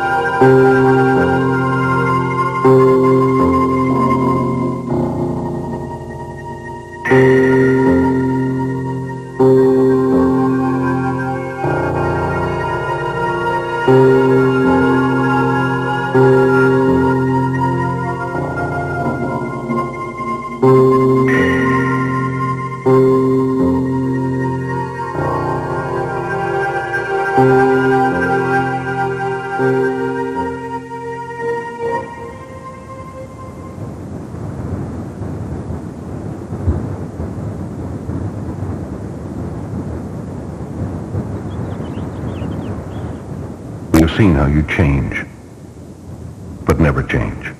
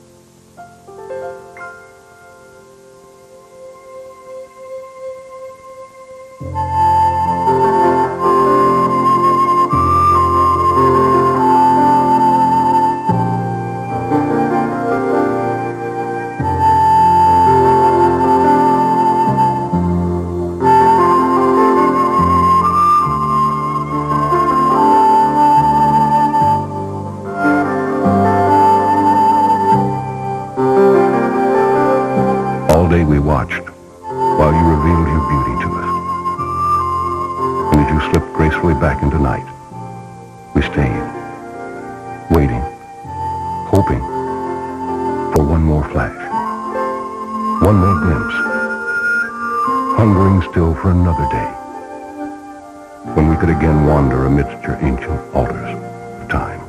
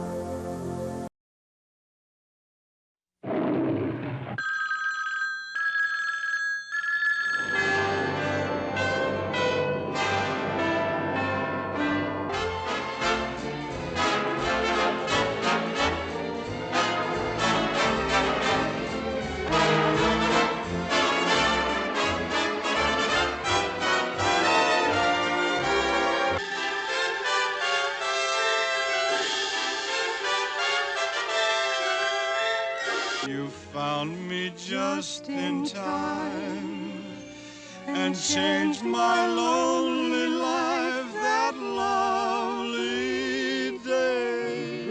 Believe it or not, Bells Are Ringing is the romance of a telephone answering service. Suzanne's a phone. Now, what in the world can be romantic about an answering service? Well, you don't know Judy. Suzanne's a phone.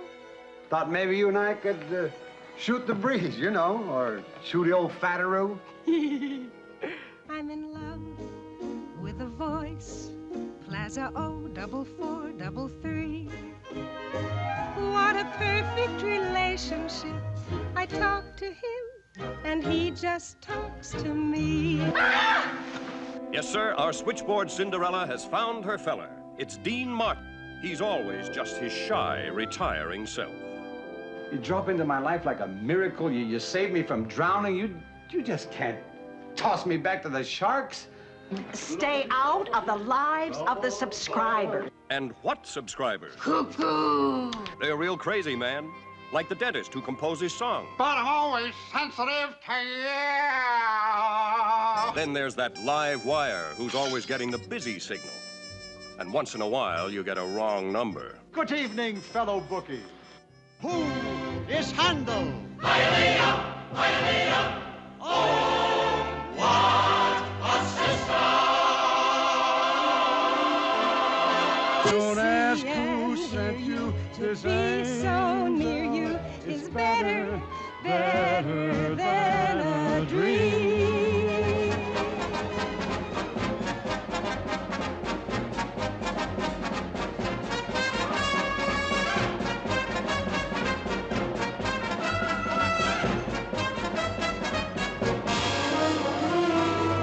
I met a girl and I fell in love today.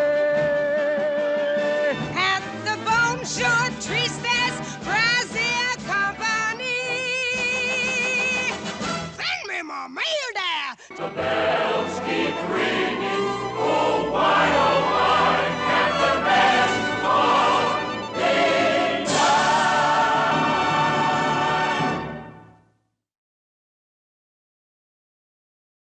It's Red Skelton. Brought to you by Geritol. Geritol, the remarkable new tonic that helps you feel stronger fast, brings you the comedy program that helps you feel happier fast, The Red Skelton Show. With David Rose and his orchestra. And starring Red Skelton.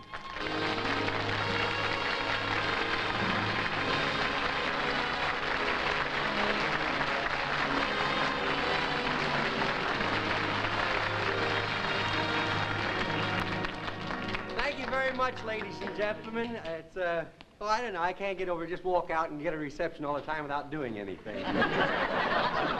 It's really a lot of fun, though. We have a lot of people from out of town. It's beautiful out here in California now. The sun came back from Florida early this year. We're talking about the tourists that are coming out. I met a lovely little lady. She must have been, about 60 or 70 years old. And she walked up and she says, "Pardon me." She says, "Aren't you Red Skelton?" And I says, "Well, yes, ma'am." She says, "Well, do."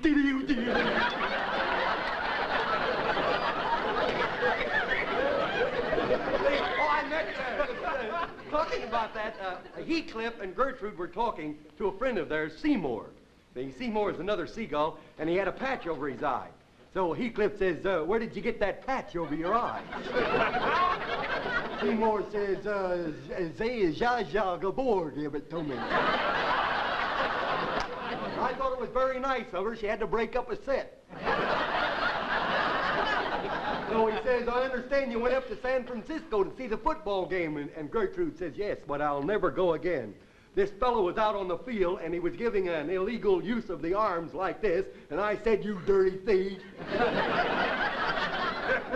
Heathcliff asked me, he says, "Isn't that Red Skelton down there in a striped suit?" And I says, "No. I've seen him on television, though, and he should be in one."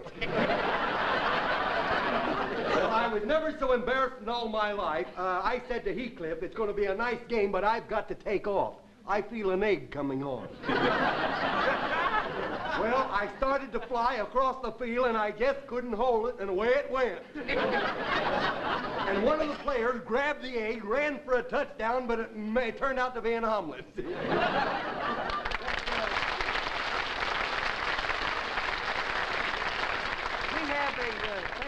we have a very long show tonight, and we have a lot of surprises for you. So I'm going to turn you over to Bob Warren now, and I'll be back in a minute. Huh? Go ahead.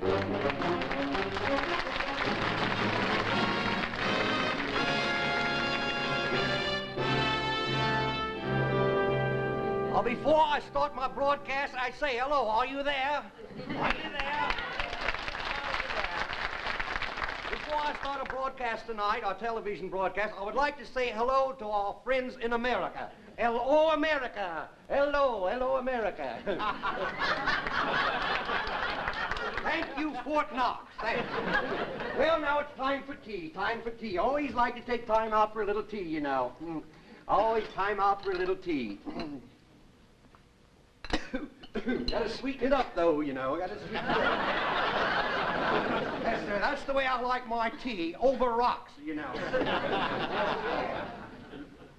Now for a bit of news. Where is it? It was here a fortnight ago. Oh, here it is. It's direct from Buckingham Palace. This is from. It's from Princess Margaret. She says, "Oh, I don't want a ricochet romance." Well, while I'm figuring that one out, I'd like to say hello to our other allies in America. Hello there, Ronald Coleman, Arthur Treacher, and Marilyn Monroe. She's not Great Britain, but Great Scott. Oh, here's another bulletin coming in now. I'll see what this is. By Jove, it's from London. The stock market is falling into a new low. It says that the British sterling pound has gone low. Well, this must be verified. I won't take that. Say. Has this report been confirmed? Thank you, Drew Pearson. Well, time for tea, you know. Time for more tea. That's funny. It was in a few minutes ago. Well, the little old tea bag. Oh, I have to sweeten it up, though, you know. Let Arthur Godfrey make it his way. This is mine. And now we would like to say to all of the small craft and the small boats in the English Channel, clear out. Florence Chadwick is at it again. She's going to take off about 3 this afternoon. It'll be right about here. She should be going any minute. Oh, there she goes.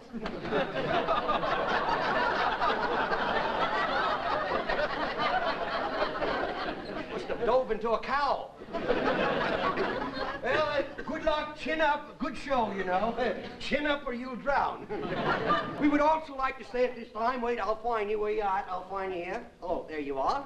I'd like to say hello to a new station, WMQZY in British South Africa. A new station just came in. Hello, South Africa.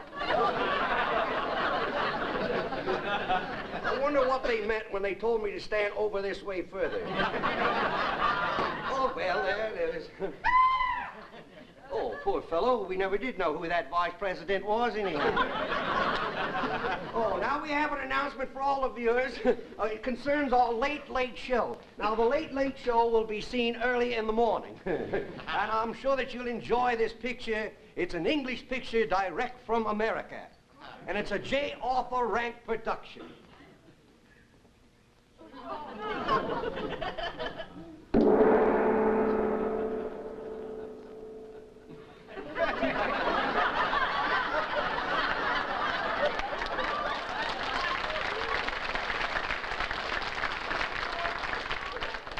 Well, when I say take a cut around here, they mean take a cut.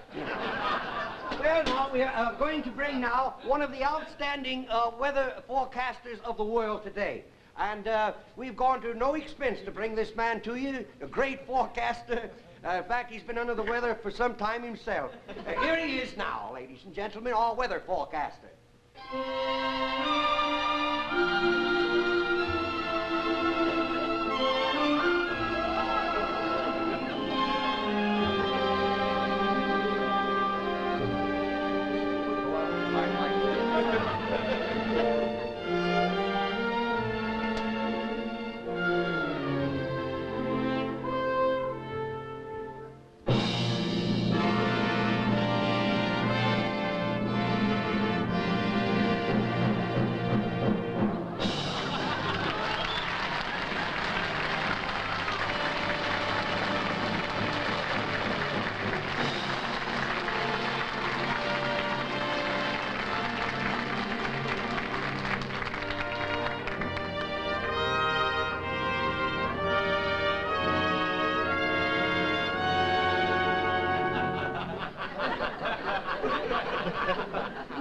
may go. You may go, but not far. Boy. Would you care for a swat of tea? No, thank you, but I'll have a little sweetener.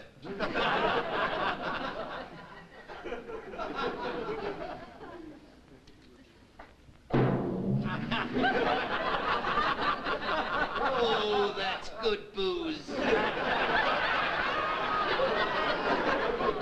That's the pointer. That's the pointer. Now, we see here on the map.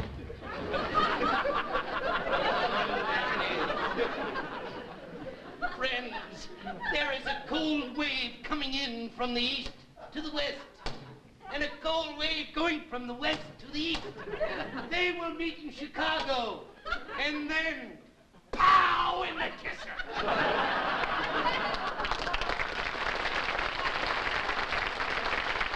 Mildred, would you care to go to the bandbox tonight? Will there be dancing? Will there be dancing? A little music, please.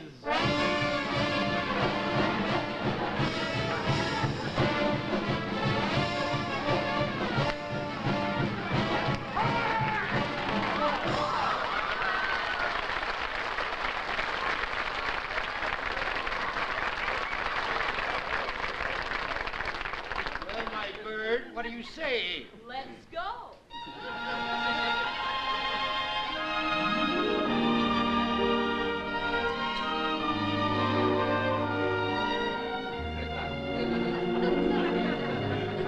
Pleasant chap.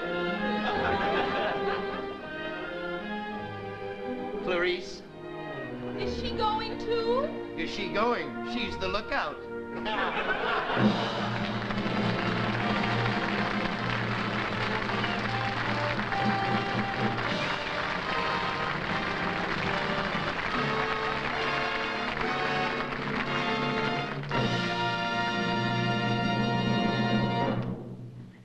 Wonderful chap, wasn't he?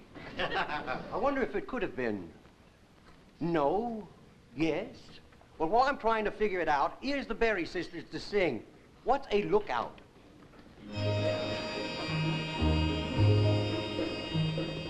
When I'm feeling lost and low, embrasse, embrasse-moi bien. When my heart has lost its glow, then kiss me once again.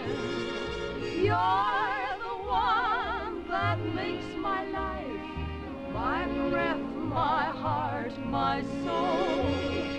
Forget the day, let come what may. Embrasse, embrasse-moi bien.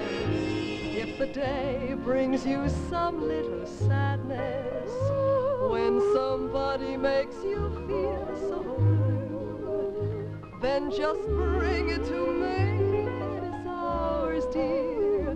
All I want is to share it with you. When I'm feeling lost and low, embrasse, embrasse-moi bien. When some joy has burst and blown, then kiss me once again. You're the one that makes my life, my breath, my heart, my soul. Forget the day, let come what may. Embrasse, embrasse-moi bien. Ton amour, c'est un père, mon village. C'est ma vie, mon clocher, c'est mon toit. Si jamais je me perds dans l'orage, tu le sais, je n'irai que vers toi. You're the one that makes my life, my breath, my heart, my soul. Forget the day, let come what may. Embrasse, Moi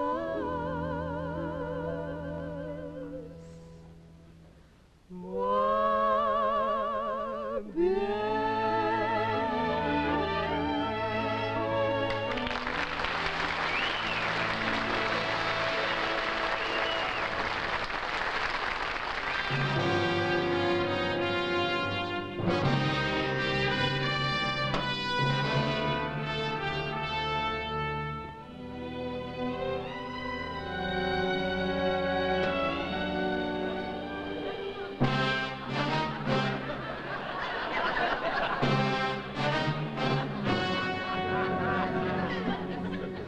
This is the city. My name's Freddie the Freeloader. I'm a bum. So's David Rose. Boy, there's nothing like a good night's sleep, you know. That's like it just nothing.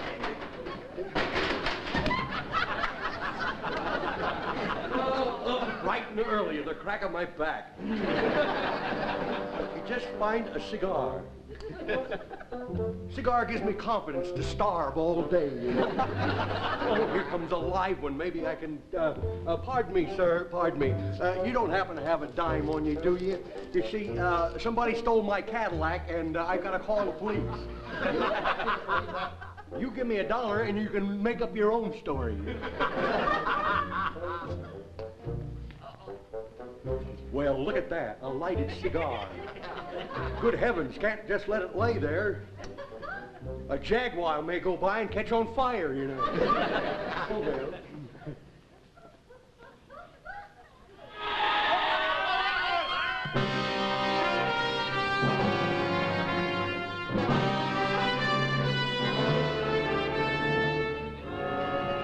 Take it easy now. He's pretty well banged up.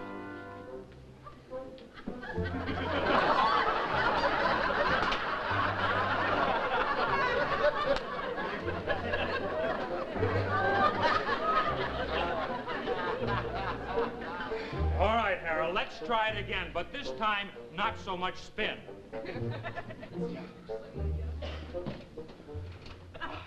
How do you like the plot so far?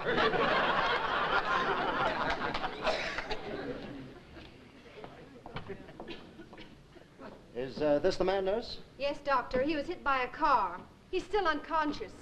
Look at those clothes. He must have been hit pretty hard. He knocked holes in his shoes. Where am I? You're in a hospital. Everything's going to be all right. A hospital? Tell me, what was it, a boy or a girl? Nothing like that. Oh? It was a truck. A truck?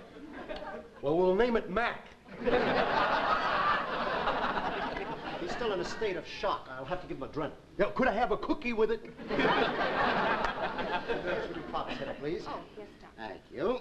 Now, look in your eye. That's channel 2. Now, will you please be still? I want to examine your heart. Oh, Will you good. remove your shirt, please? Oh, certainly. It'll take a second for that. Here. Would you run that down to surgery and have it sewed up, please?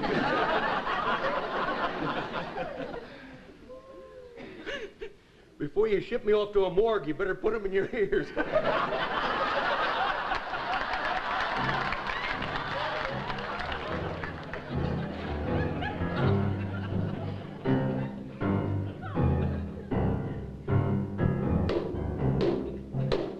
Is it a hit or is it a miss? Nurse, get him cleaned up, and I'll see you an X-ray. Meanwhile, give him these pills. Oh, Calm him down. Yeah, pills. Would you like anybody notified? You know, just in case. Oh, well, the doctor's a killer, huh? You didn't think I was going to get it out, did you? In case of emergency, who would you like us to notify? Who's closest to you? Well, the Santa Fe Railroad. We're just like that. That's me underneath. I think you better take your pill. A pill, huh? Oh. This is the place. Here, swallow this. know you've lost your marbles, but don't try to give them to me. Swallow that, huh? Just drink a little water and it'll go right down. Better still put it in bed with me and I'll hatch it for you.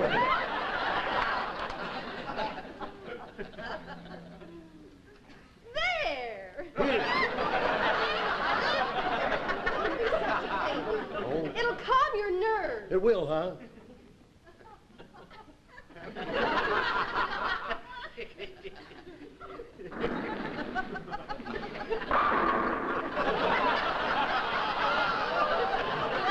A pill like that could make you go deaf.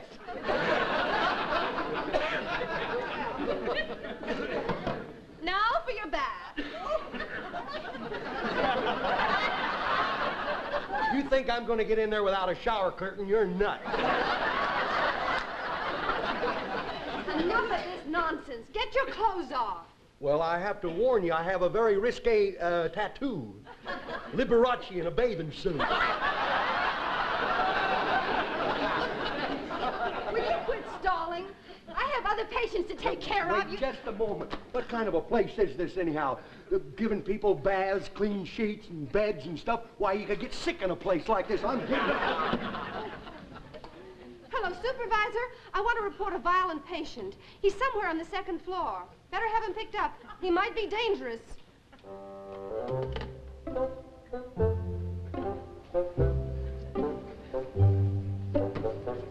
That's what I'll do. I'll disguise myself as a doctor. And if anybody gets suspicious, I'll tear a cigarette. Who are you? I'm young Dr. Malone. You're a doctor? Yeah. Well, you see, I was at a party, and this was an emergency call.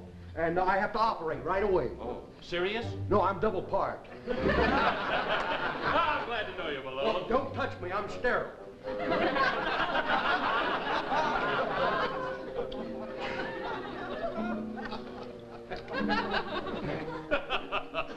I like to see a doctor with a good sense of humor. Oh, yes, yes. I studied anatomy at the Burbank Theater, you know. Do me a favor, Malone. Check the oxygen tank. The oxygen tank? Oh, yeah, this thing, huh? How many pounds do you take? Feel like that, a hat full of smog. Why not? We have time.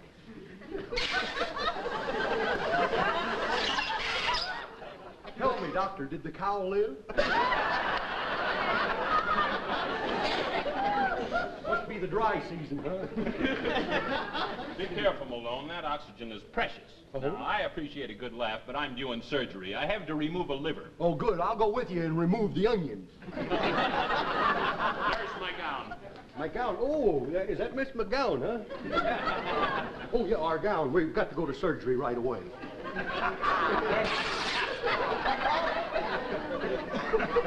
Oh, well, a little penicillin will heal that in no time. You're not a doctor. You're a madman. It must be the patient they're looking for. They say he's dangerous. Oh. Hey, sorry.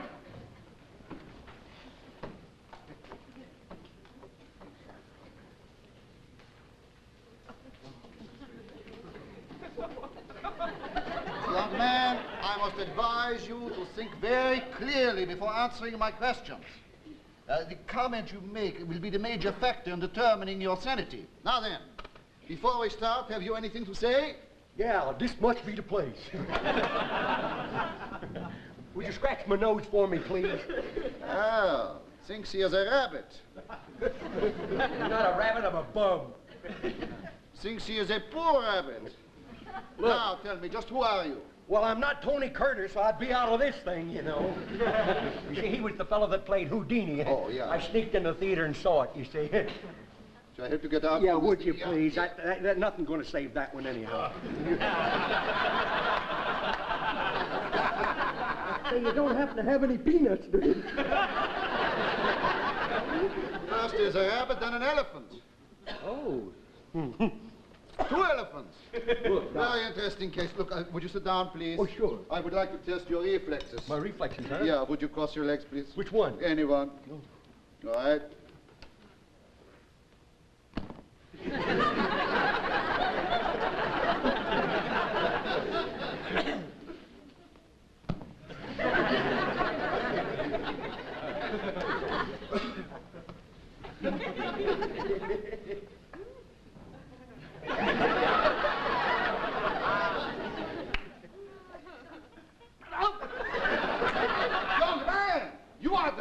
insane, and you know I can't afford myself.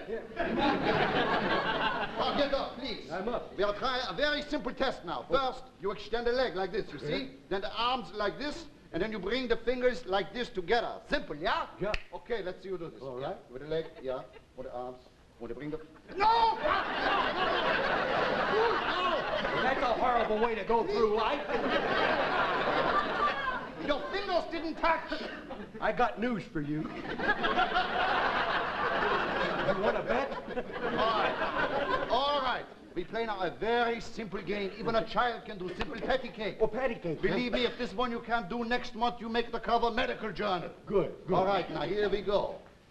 Peas porridge hot. Peas porridge cold. Peas porridge in the pot. That is a good cake. Drive it. Old. Peas porridge hot. Peas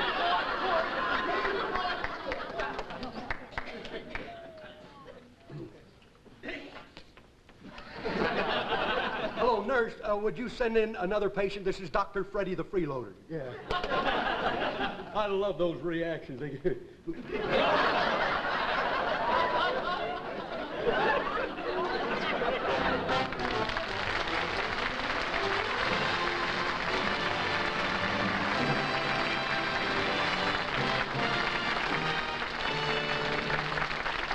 We would like to thank Nescafe Instant Coffee and the Schaefer Snorkel Pins and also the Schick Shaver for allowing our wonderful guest star to appear with us tonight, Mr. Jackie Gleason.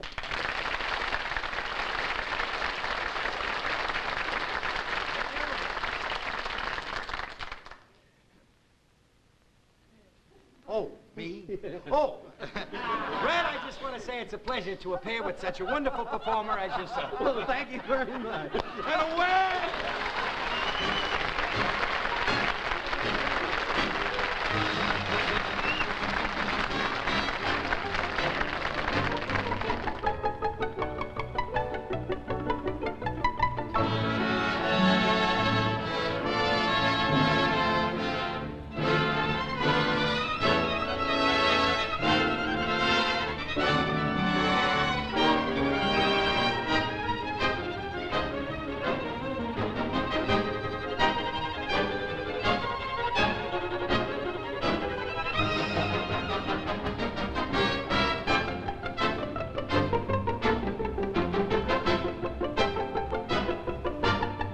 Look in again next week and feel happier fast with Red Skelton.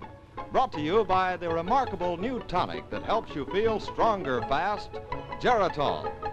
And be sure to see Geritol's Life Begins at 80 and Juvenile Jury on other networks. Check your paper for time and station.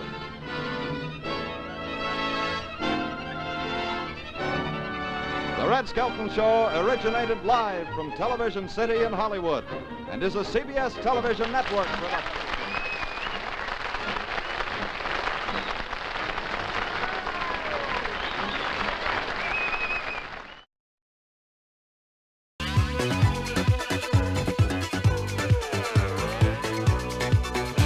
アスファルトタイヤを切りつけながら暗闇走り抜ける自分なすりに身を任せても明日に怯えていたよ It's your day は my day は somebody's way 誰かのために生きられるなら It's your dream は my dream は somebody's dream 何も怖くはない Get wild and down 一人では解けない愛のパズルを抱いて Get wild and down この街で優しさに甘えていたくはない Get chance and love 君だけが守れるものがどこかにあるさ Get chance and love 一人でも傷ついた夢を取り戻すよ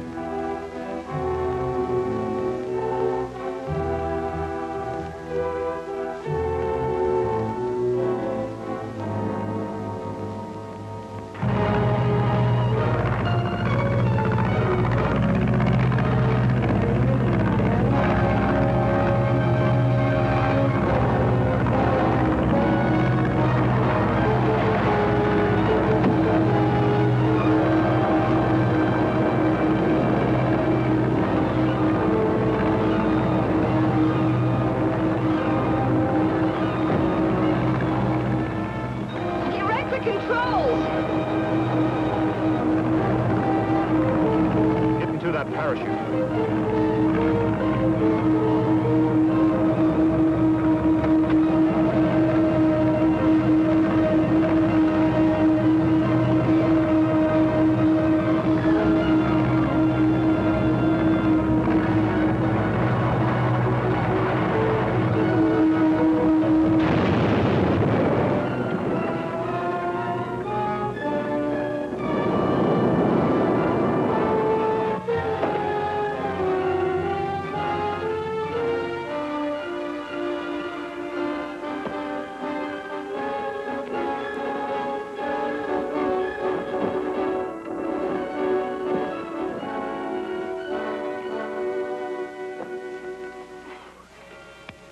What became of that man? He must have landed somewhere near here. If you're sure you're all right, I'll look for him. Oh, of course I am. I'll walk over to the road. Okay.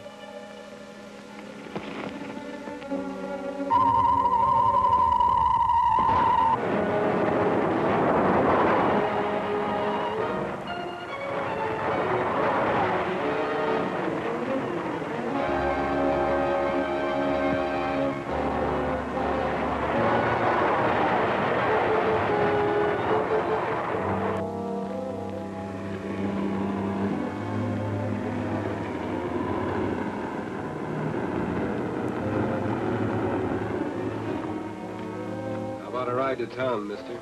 Oh, sure. Hop in.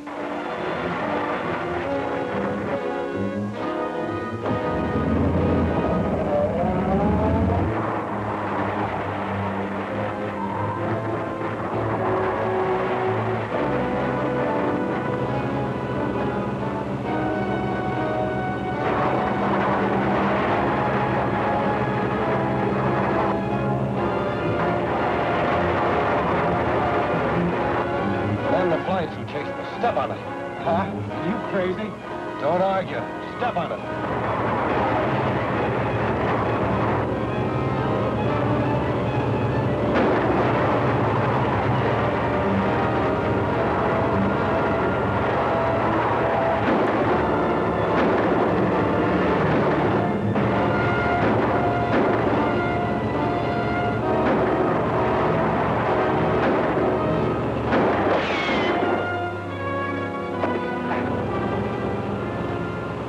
That stopped him. You keep going.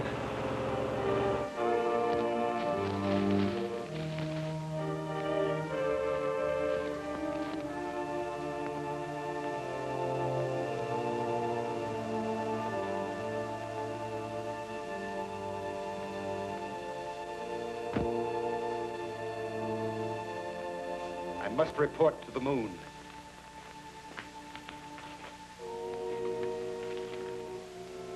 Rob, calling Reddick.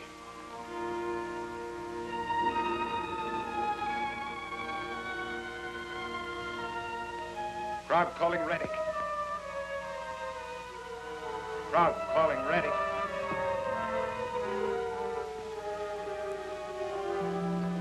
Come in, Krog. I have to report another failure, Your Excellency. We were unable to capture Commando Cody and hold him for ransom. You still have no funds? No, sir. And until we can get a ray gun into action again, we are unable to continue our campaign against Earth's defenses. Listen carefully, Krog.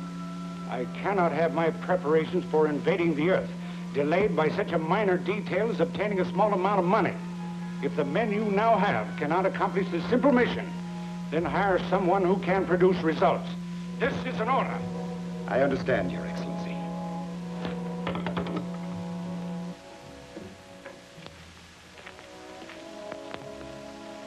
Heard? It's up to you to decide whether you can still be useful to us or...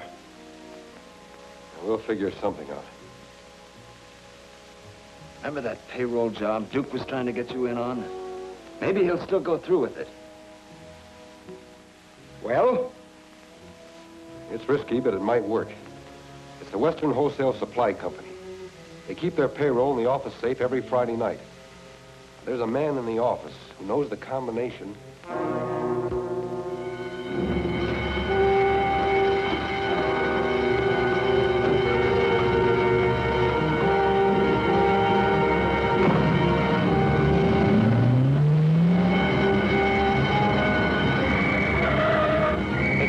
Get going.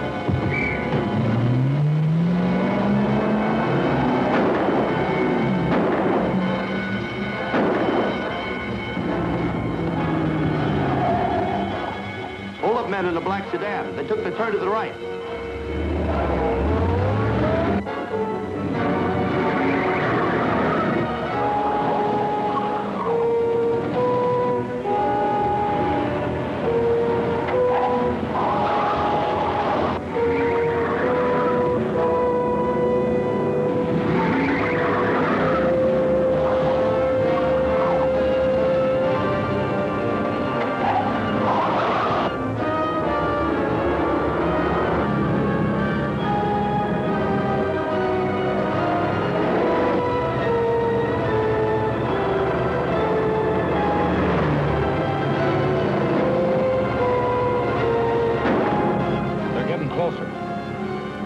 Can't get caught with a payroll on us. Watch right through it. We'll pick it up later.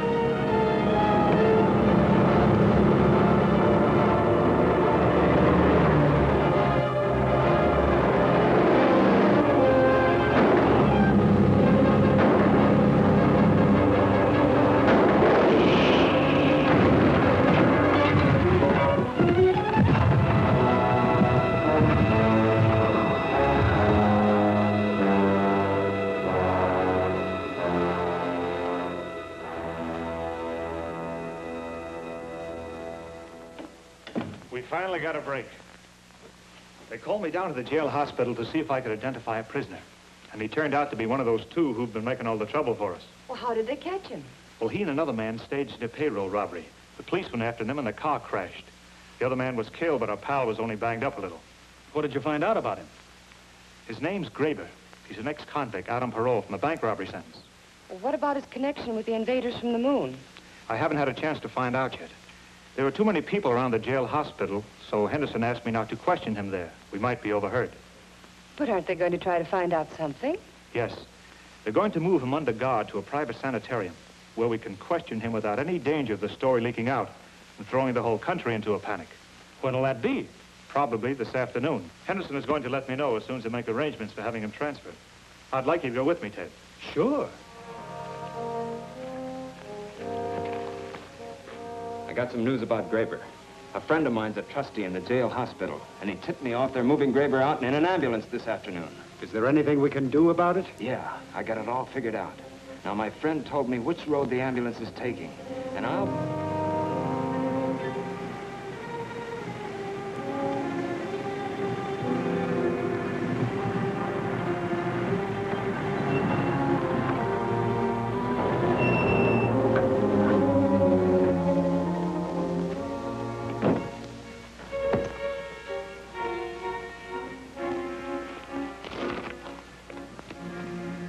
Start walking.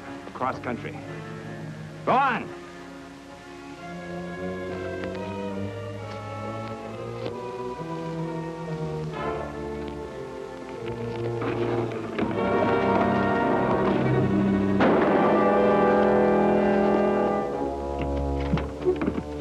What about the driver? Just sent him hiking. You should have slugged him. As soon as he gets to the phone, he'll have the cops on our trail. It's okay. There's a car parked a few miles up the road to pick you up. Okay, let's go.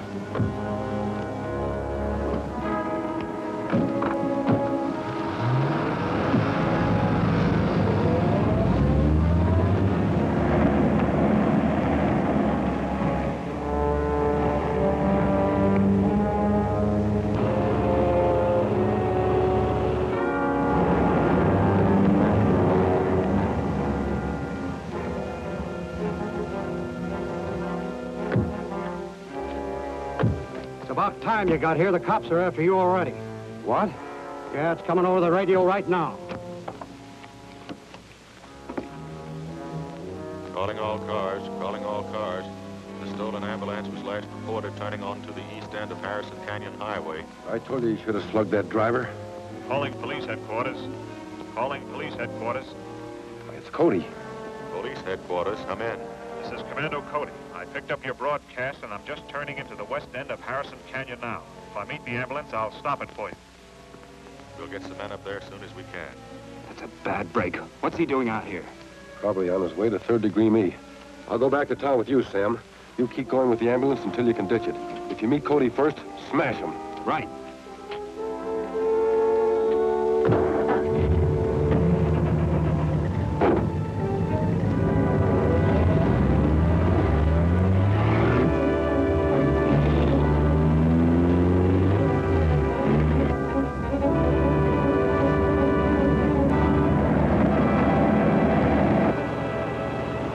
You think we'll meet them on the road?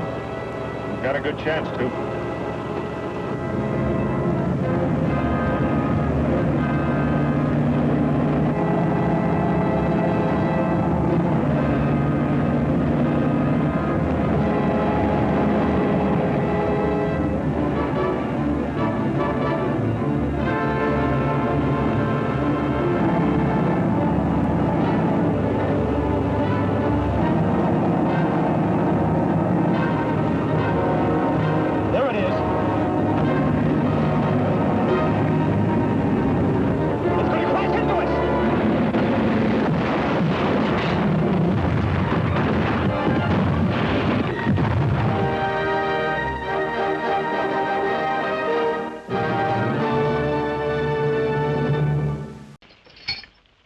Tell me all that big talk about Charlie Potatoes when the chain's off and nobody chasing you. Come on. You can't, can you? You can't because you're nothing. You're not even a man. You're a monkey on a stick. That cracker mob back there, they pulled the string and you jumped. I'm a strange colored man in a white South town. How long you think before they pick me up? Get off my back. I ain't married to you. Now, what do I care? Come on. You married to me, all right, Joker. And here's the ring. But I ain't going south on no honeymoon now. We going north.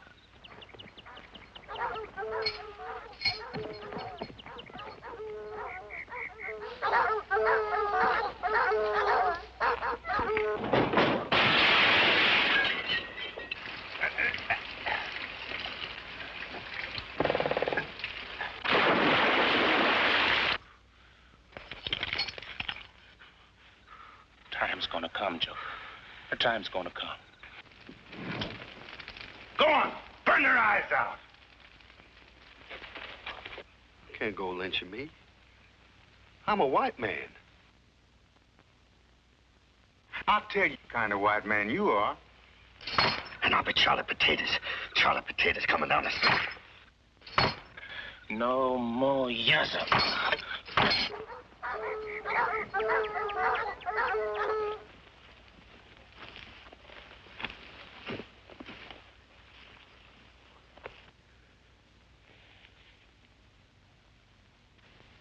It's been so long. It's real now. Don't go away. I ain't going anywhere.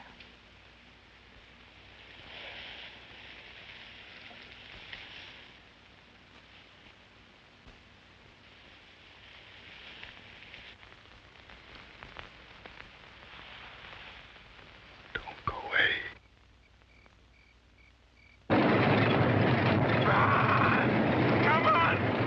I can't make it. I can't make it.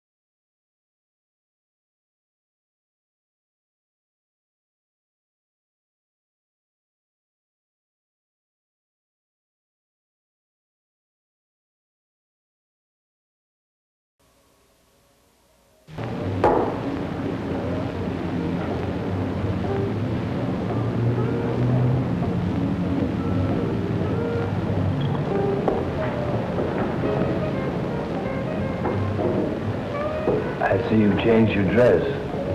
Yeah. Did you see Martin? Yeah? What would you like, hon? Go away. Where are we? We're on vacation, don't you remember? It's no different here than it was in the States. Even here, lawyers chase after you. Your business drags behind you. Martin, say something. No? Did I do something wrong? No. No, it's not. Nothing. I just spilled vodka and tomato juice over myself. No. Order me another. Bloody Mary. Hey, when you go on like this, I don't know what to say. I'm lost. Harold, you're never lost. You always know exactly where you are. But where am I? You know, you never bother to look.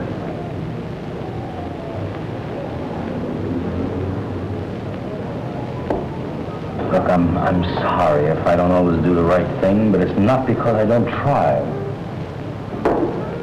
I know.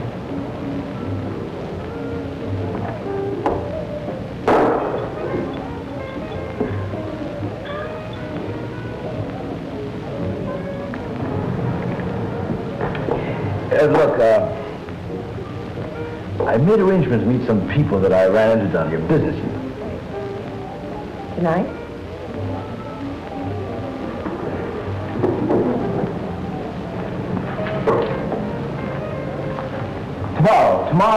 Tomorrow, Ed, we'll take off the sea, just the two of us, and we'll fish and...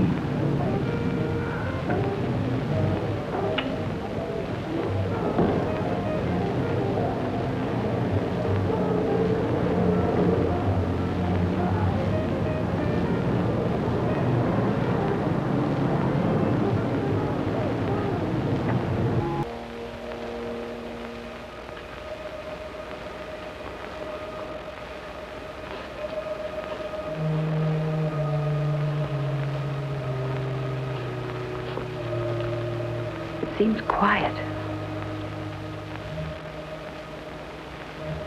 Let's take it slow. If we're not careful, we could pass out again. Okay, let's go.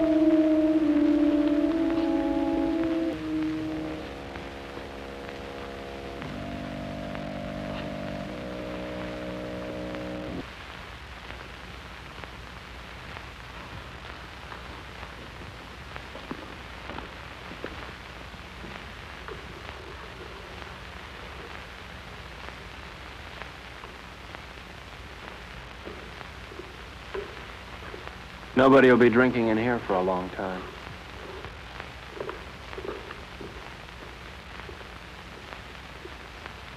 Scotch, please.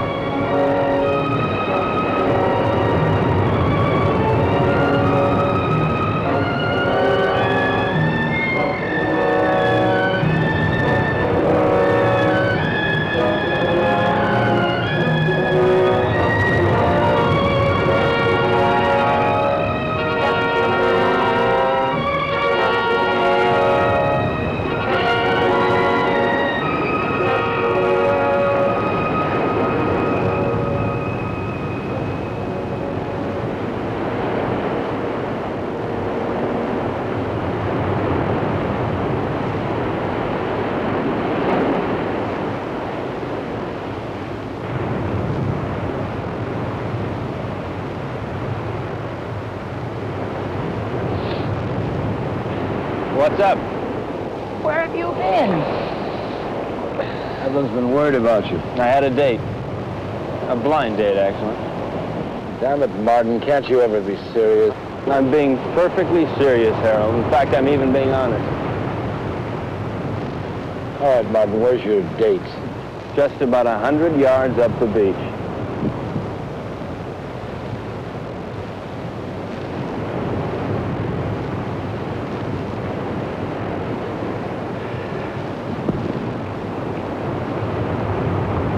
Why did you do that? Send him up there? Oh, so I could see what he'd look like when he came back. So I could be alone with you. So he might get a little more sand in his shoe. Take your choice. I don't like any of those reasons. Can't help you, Ann. You dislike him more and more every day.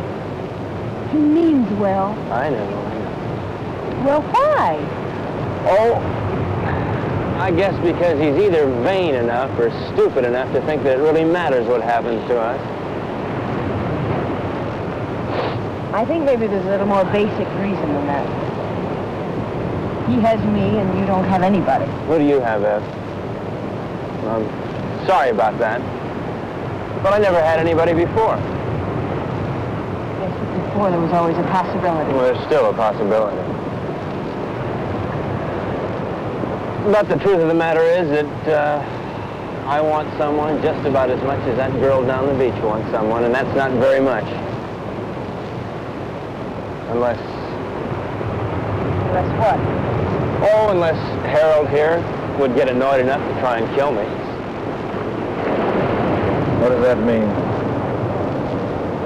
It means I might know I'm not really dead yet.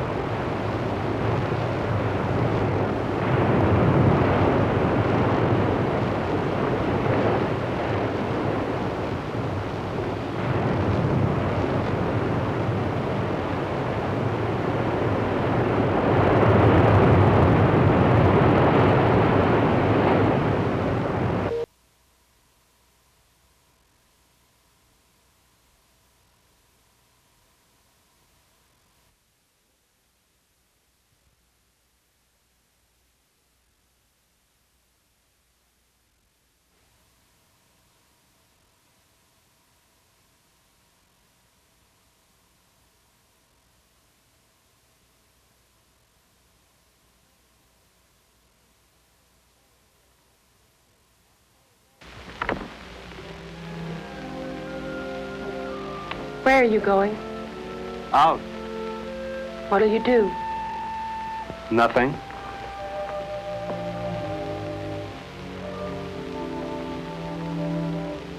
What's that? A little headache. Do you mind going alone? No more than I mind going. Would you mind company? I won't stop you. Ask me, though, Martin. I need you to ask me. Look, Ev, I may not have much love for that man, but I couldn't do that to him. What? Leave him alone? Martin, he wanted you alone. I don't think he realizes what that means. Martin. All right, Ev, I do want you with me. We'll run around the world together. We'll take that yacht and set sail, okay? Really? Oh. Really. What'll I need? It's a come-as-you-are party. Evelyn? Evelyn?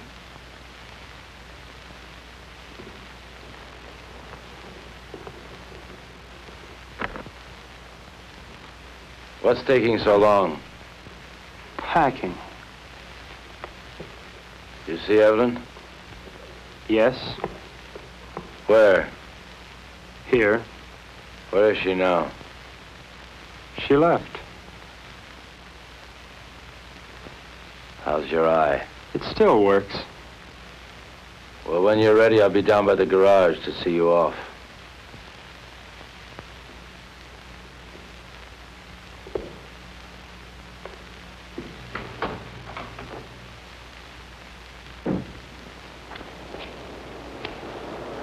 that all you're taking? That's all. After all, Harold, I'm not the kind of house guest to run off with the silverware.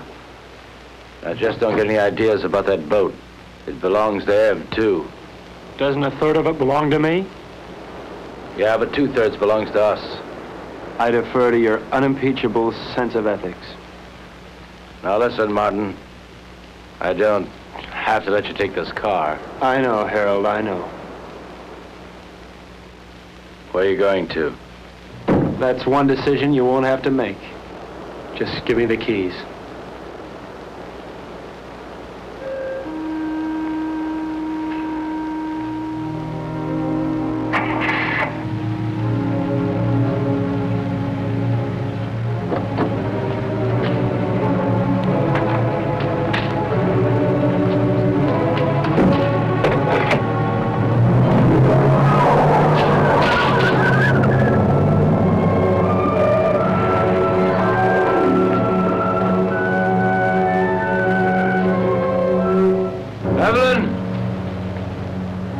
If you go away, I won't come after you. I won't come.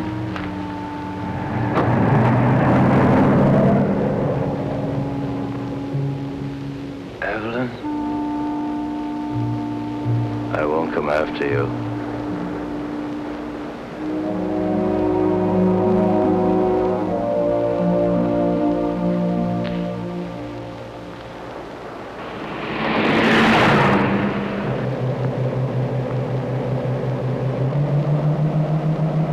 Will he follow us?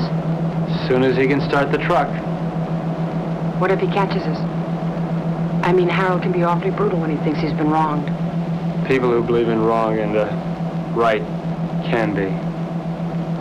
What do you believe in, Martin? As a man, I could destroy him. But as a scientist, I should do everything in my power to bring him back to conscious life.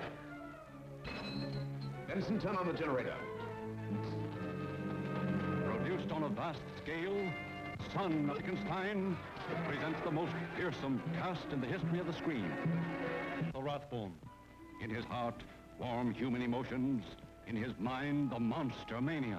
Karloff, rising from the past to spread new terror.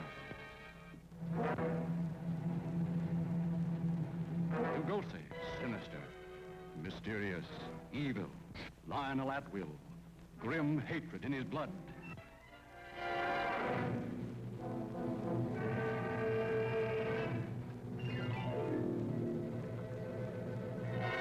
By heaven, I think you're a worse fiend than your father. Where is this monster? Where is he? I'll stay by your side until you confess. And if you don't, I'll feed you to the villagers.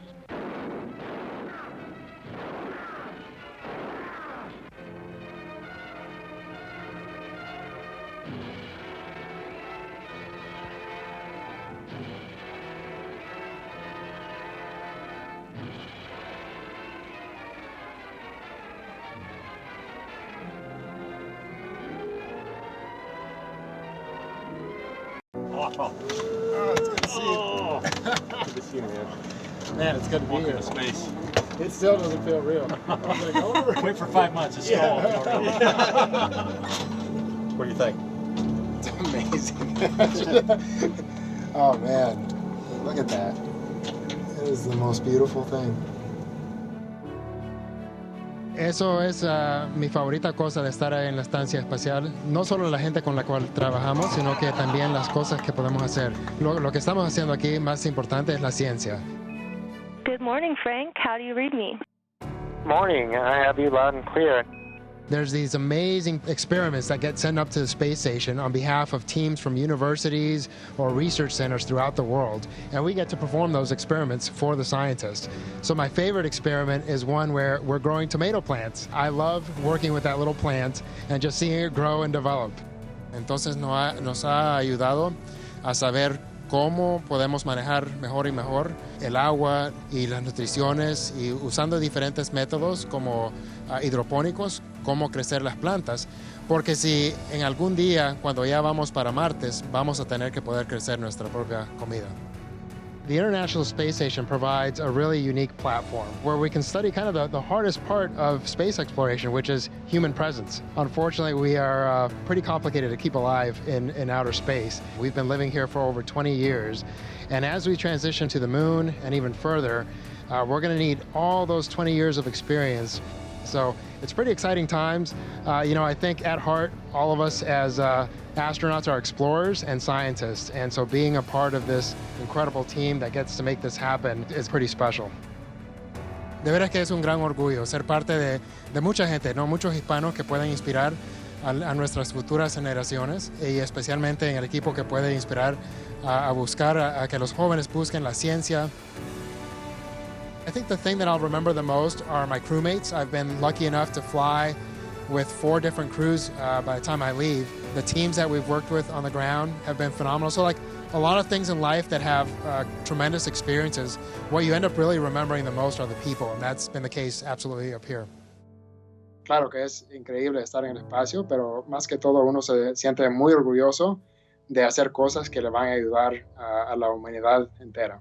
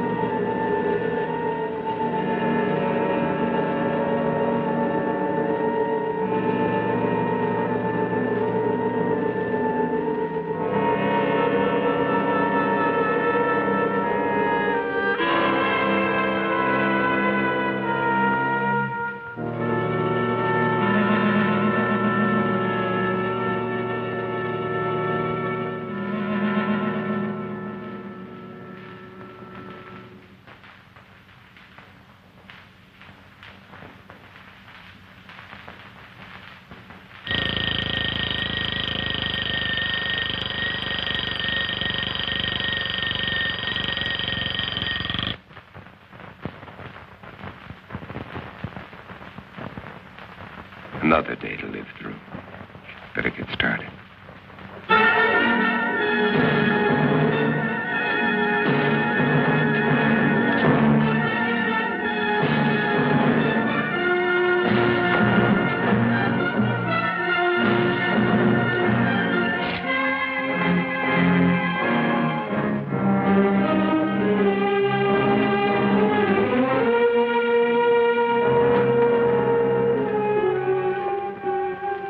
December 1965. Is that all it has been since I inherited the world? Only 3 years. Seems like 100 million.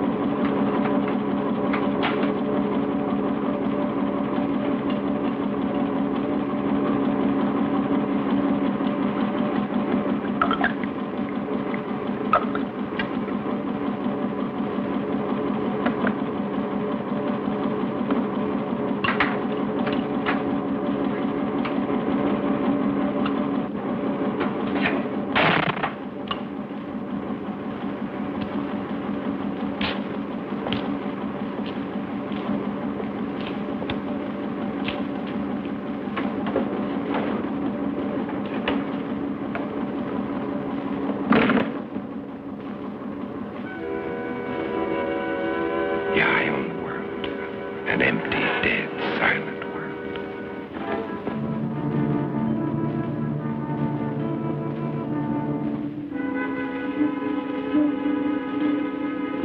More of them for the pit. Every day there are more of them. They live off the weak ones and leave them for the pit.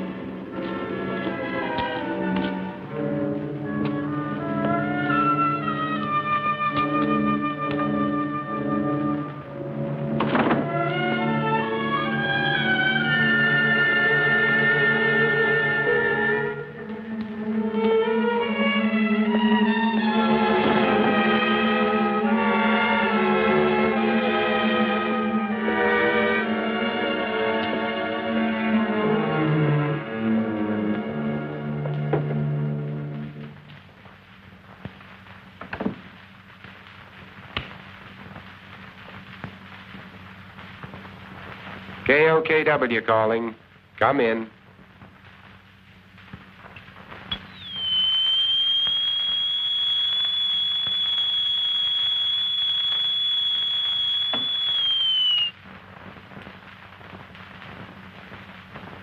KOKW calling. I'm on international frequency. Come in.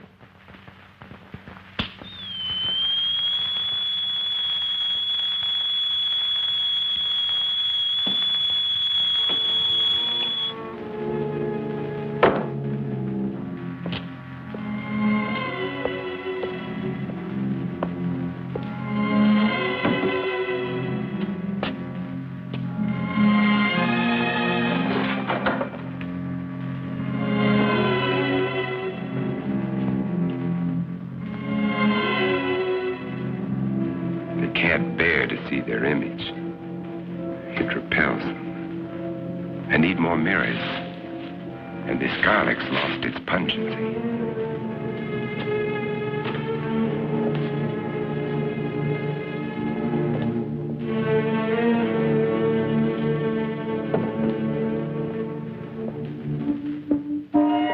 There was a time when eating was pleasurable.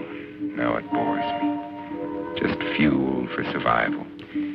I'll settle for coffee and orange juice this morning. But first, there's my life visitor. I'd better replace that garlic.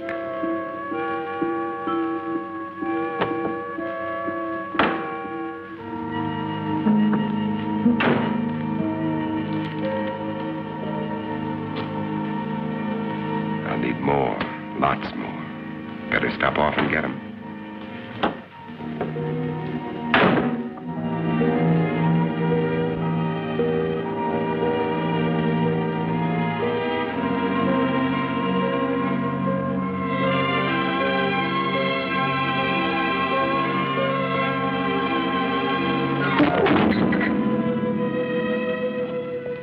I can't afford the luxury of anger. Anger can make me vulnerable. It can destroy my reason, and reason's the only advantage I have over them. I've got to find where they hide during the day. Uncover every one of them. Now, where did I finish off yesterday? Madison Street to 31st Avenue. 11 kills. Over 3 years. And there's more than half the city I haven't searched.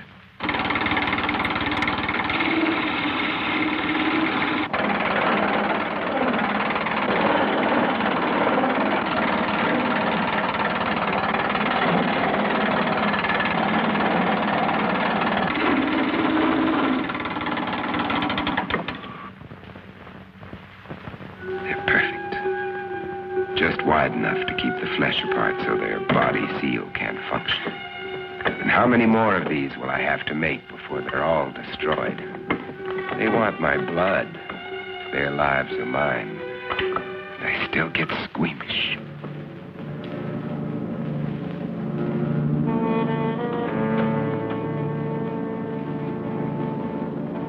Wait. That garlic. I'd better put it back where it belongs. I can't live a heartbeat away from hell. Forget it.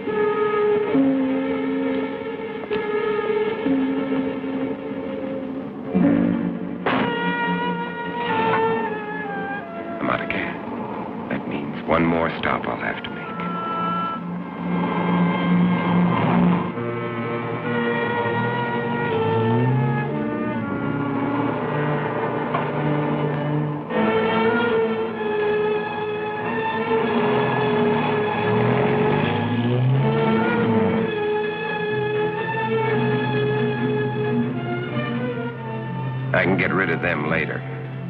Right now, I'm out of gas.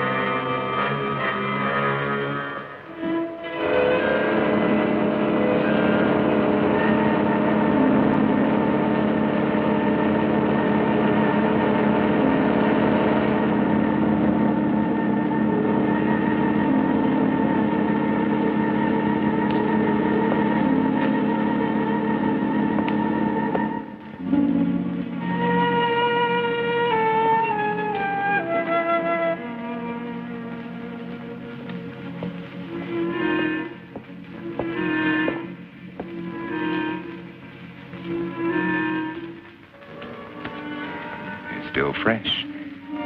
But I'll take only what I need. They've got to last.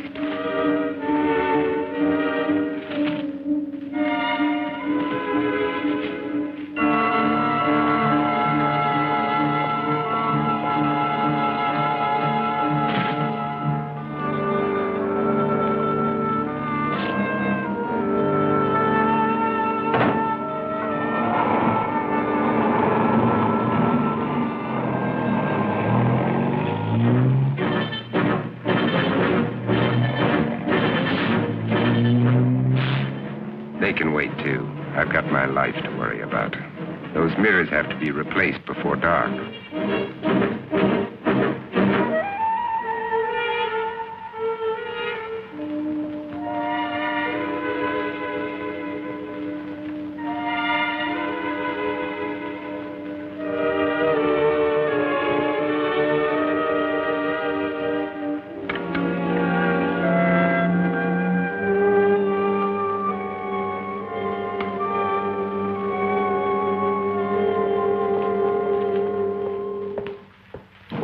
Square blocks to search. How many of them still exist? How long will I have to keep up this search?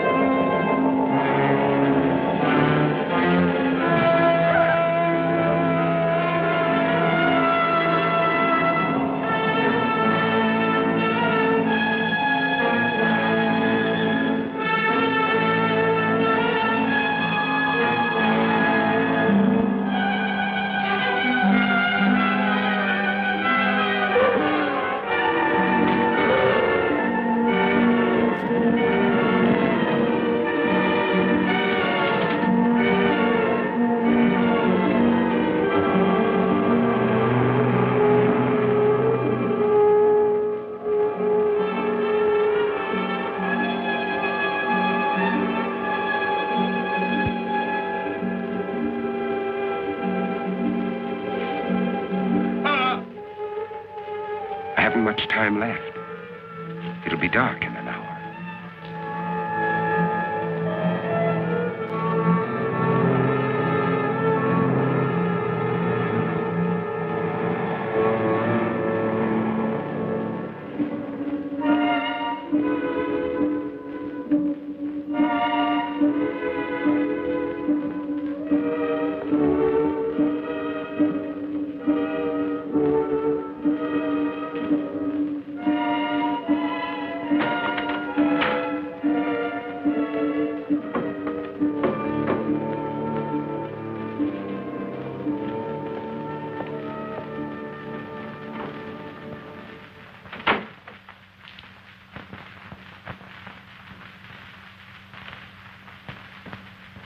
Now, 12 long hours before the sun will rise and drive them back to darkness.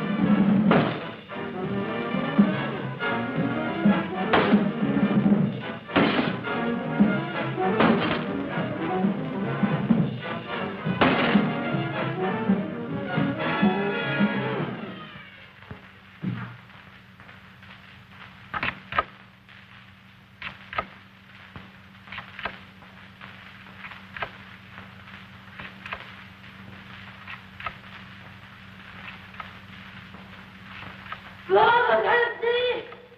I can't see! No!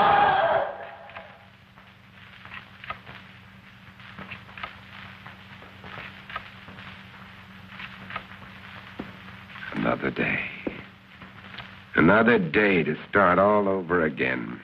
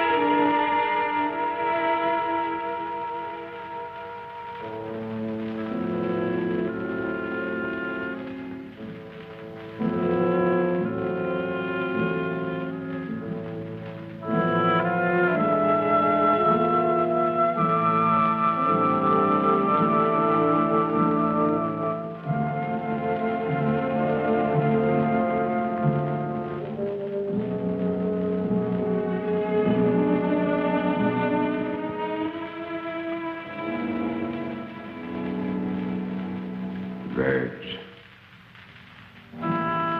Birds. God, how I miss you.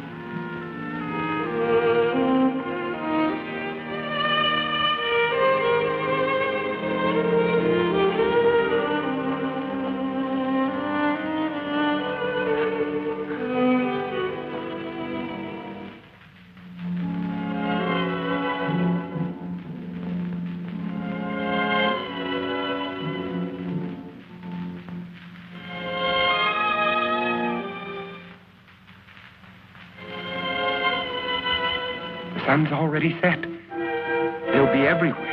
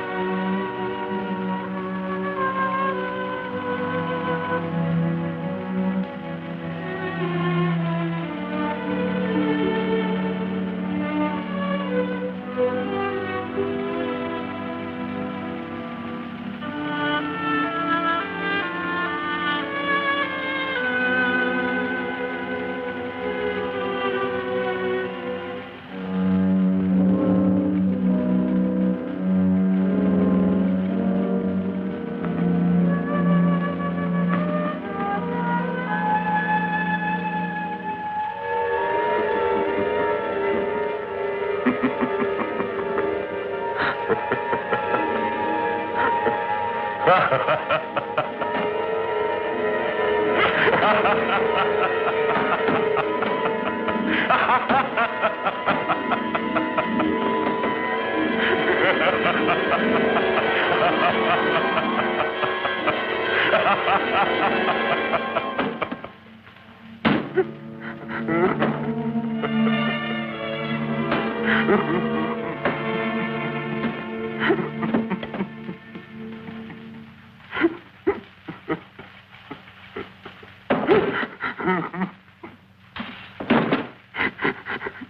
Morgan. Do you hear, Morgan? Morgan. Do you hear, Morgan?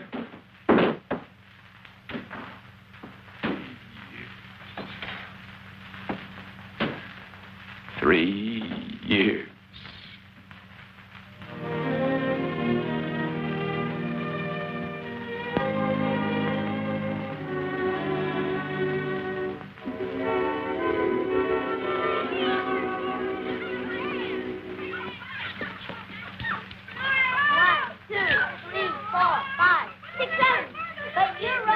Hey, Verge. Yes? Oh, no. My makeup. My hair.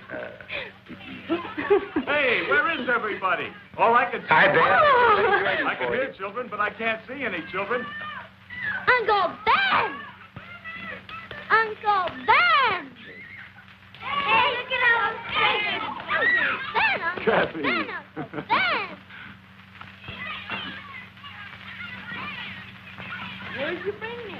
Open them and see. Open them and Oh, see. come. Kathy. I'm gonna find you.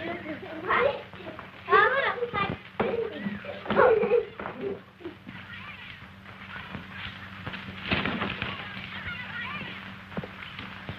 Take a look at this.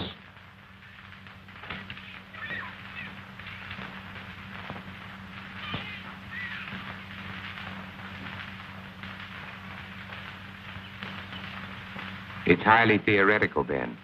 Theoretical? Do I have to remind you that theory is the beginning of solution?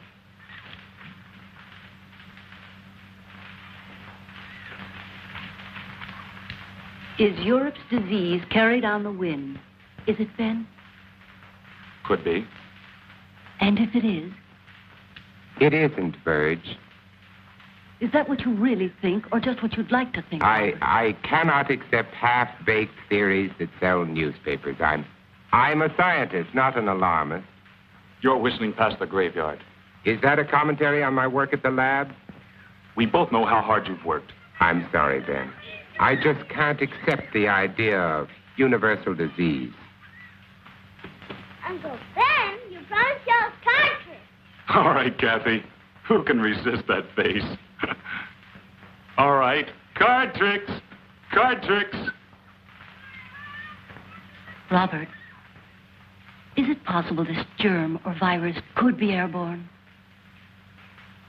Anything is possible, Verge. The best brains in the world have been running through this thing with a fine-tooth comb. The germ is visible under a microscope, but it's not like any bacilli ever known. In what way? It can't be destroyed by any process we've been able to uncover. But with the whole world trying, there must be a solution. Hey, Mommy, when are you gonna cut the cake? Right now, our problem is to cut that cake. Hey, Mommy! Hey, Mommy! Coming.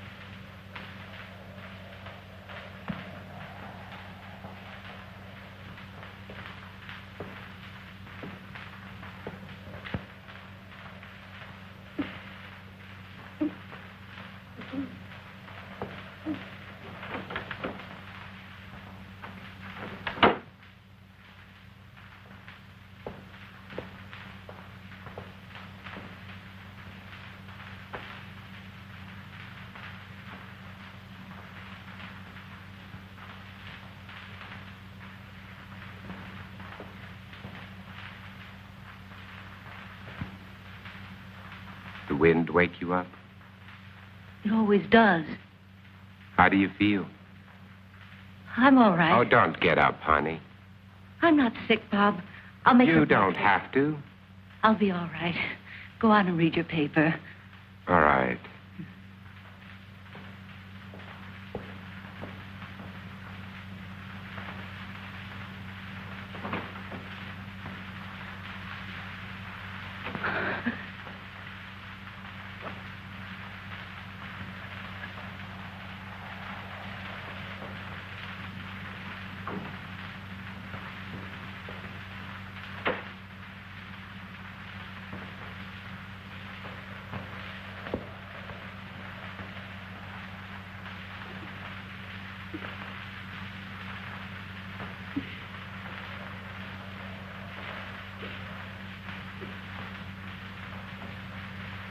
Oh, sweetheart, look, if you don't feel well, please go back to bed. I'm just a little tired, that's all. I wish somebody would find a vaccine. It's all we're working on at the lab, Virg. Maybe you better not send her to school today. All right. You think you should go to work? I have to. Oh, Bob. Bob. I'm so frightened. Everything's going to be all right, sweetheart.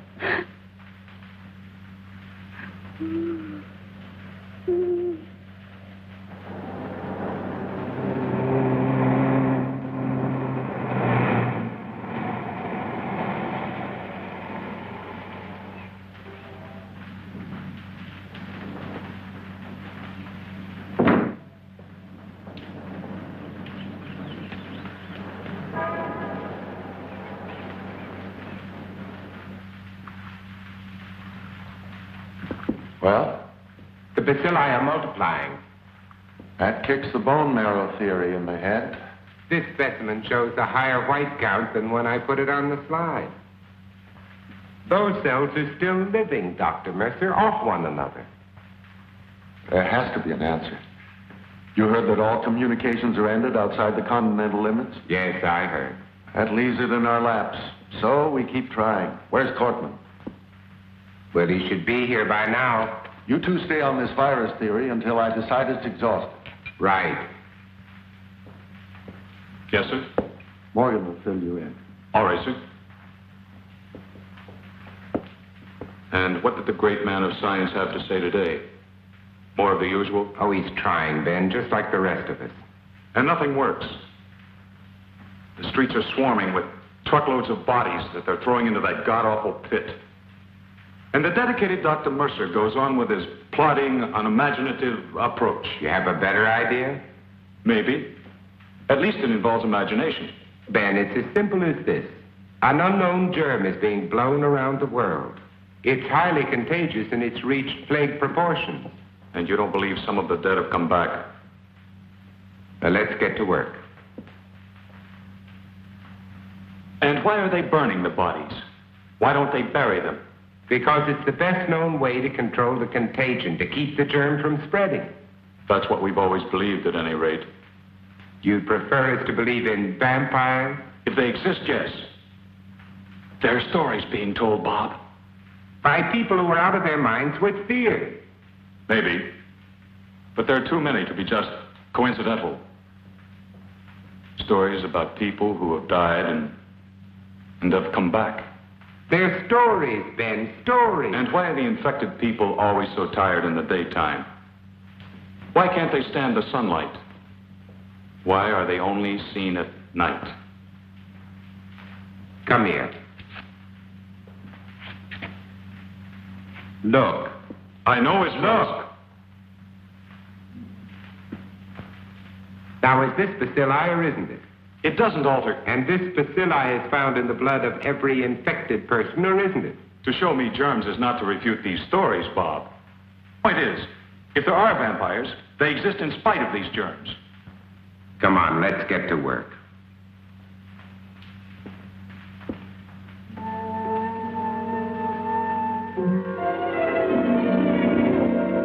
And until further notice, this station will continue its around-the-clock coverage of this national disaster.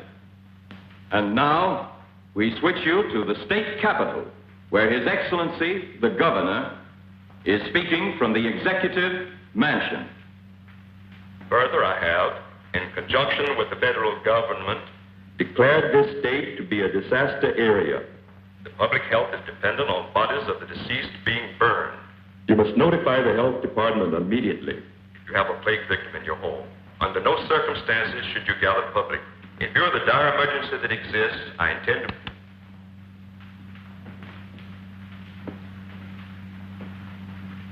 Anything new? Huh? No, nothing new.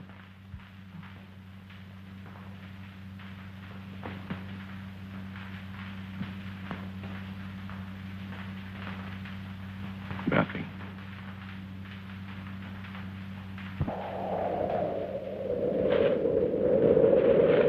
Mommy, where are you?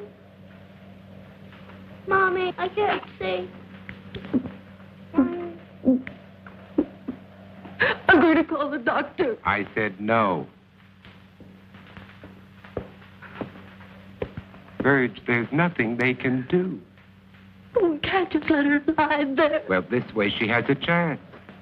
If you call a doctor, he'll report it. Do you want that?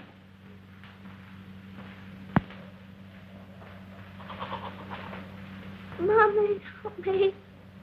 Mommy. Mommy, please help me. Mommy, help me. How can you be so sure she... Blindness is one of the symptoms. You're not to call a doctor under any circumstances. No one is to come into this house. Now remember that. Mommy. Mommy. Mommy, where are you? I've got to pick Ben Cortman up on the way to the lab. No one is to come into this house. Now remember that.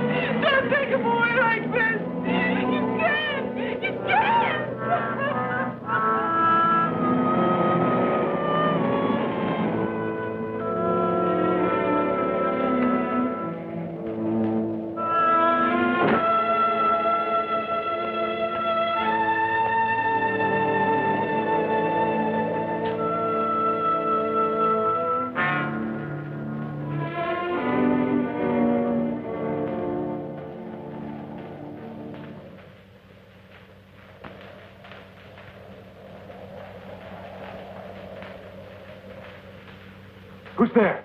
It's me, Ben. We're late.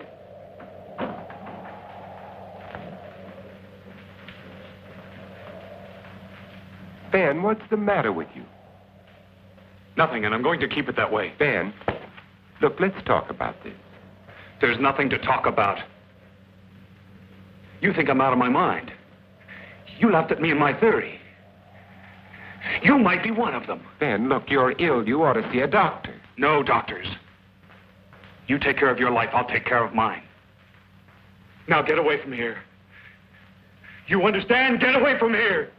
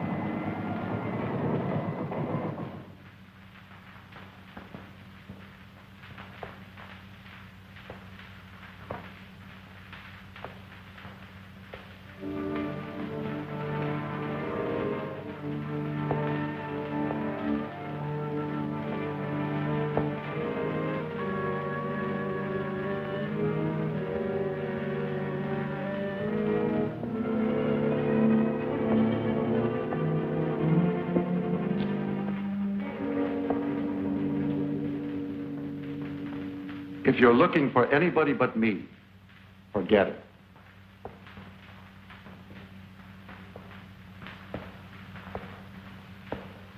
Are they all gone?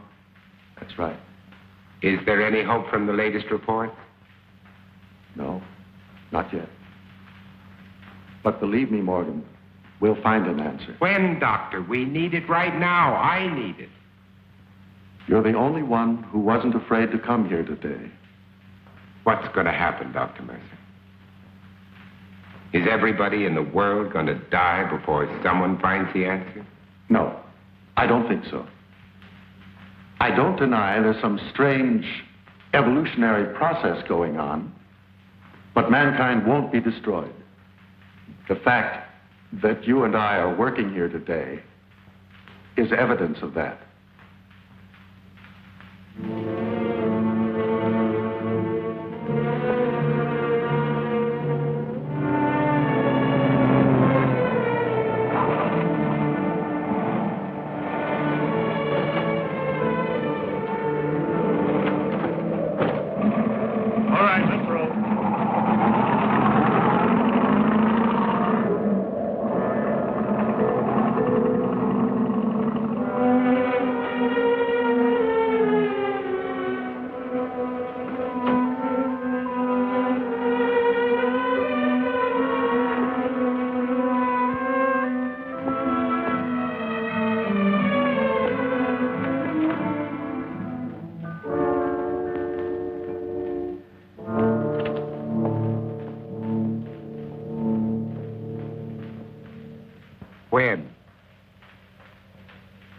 When?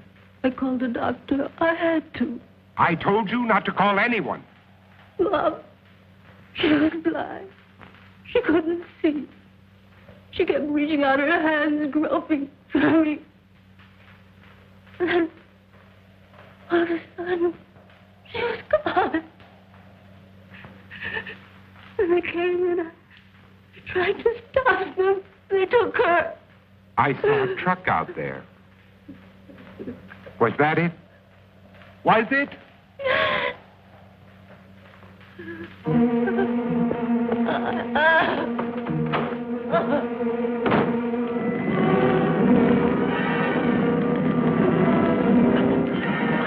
I'm sorry, lady. There's nothing I can do. Let that truck through. Get out of the way. Get back, folks. Nobody's allowed out there. Please, all of you, get behind those lines. Look sharp there. Move. Move along. Make way for that truck. Make way. Hey, you, mister. Come back. Come back.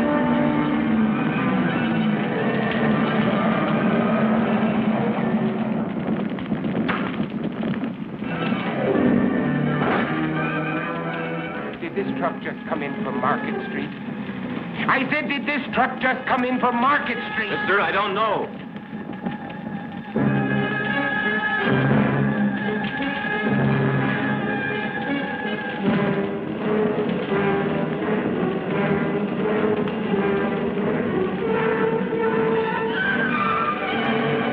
Hey, you don't belong in here. Get out. I said get out. I want my daughter. Mister, a lot of daughters are in there, including my own.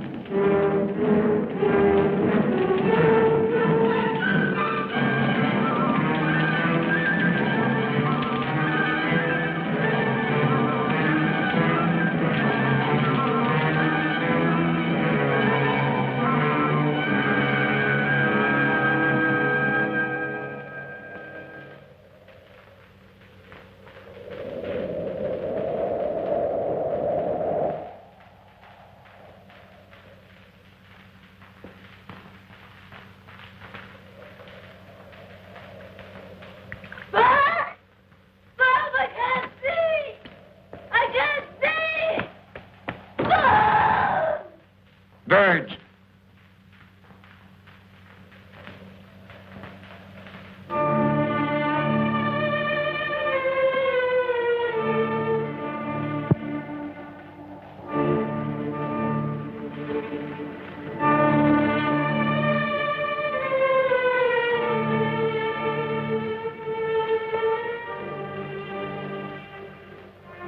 Birch.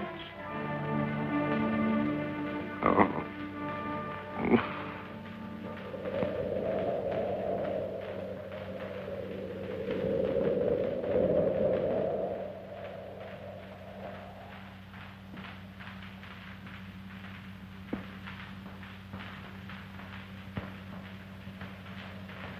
No. I won't let them put you there, Birch. I promise. I won't let them put you there.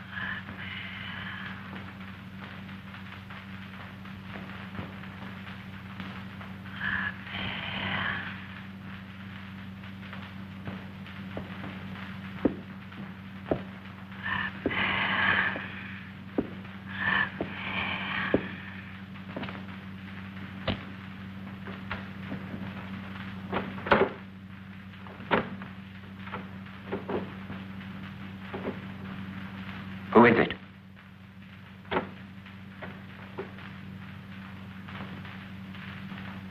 Who's there?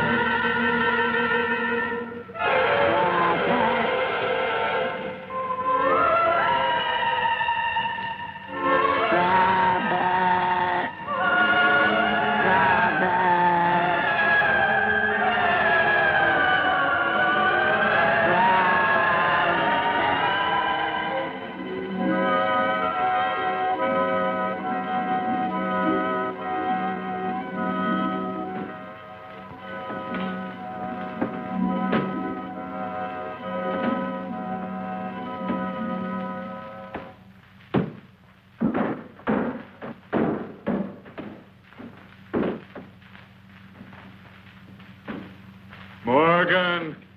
We're going to kill you, Morgan! Morgan! You hear? Morgan! Morgan! Do you hear, Morgan? Morgan! Do you hear, Morgan?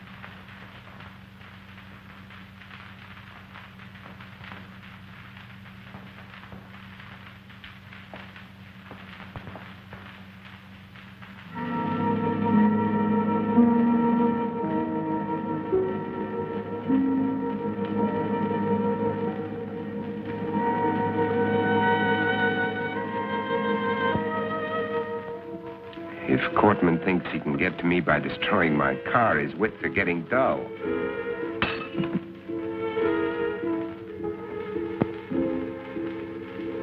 This convertible would be nice. Probably handles well. But I can't think of comfort. There was a time when I shopped for a car. Now I'm looking for a hearse. This station wagon will have to do.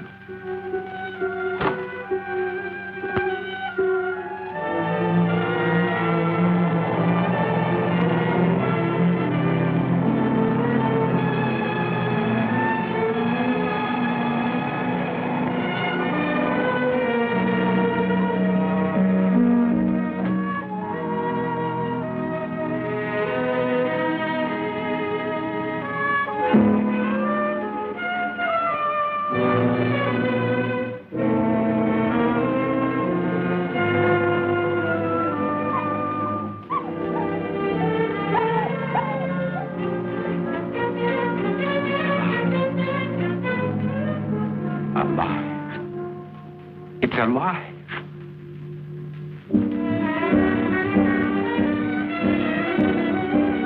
Wait! Don't run away! Come back here! Don't run away!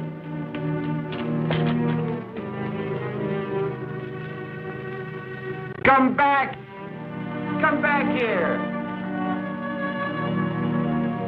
Wherever he is, I've got to find him. If I have to search every street, every house, every alley, every inch of this town, I've got to find him.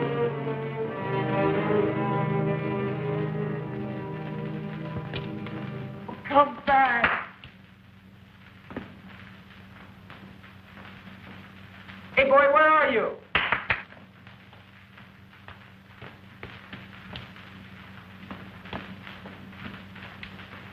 Where are you, pal? Come here.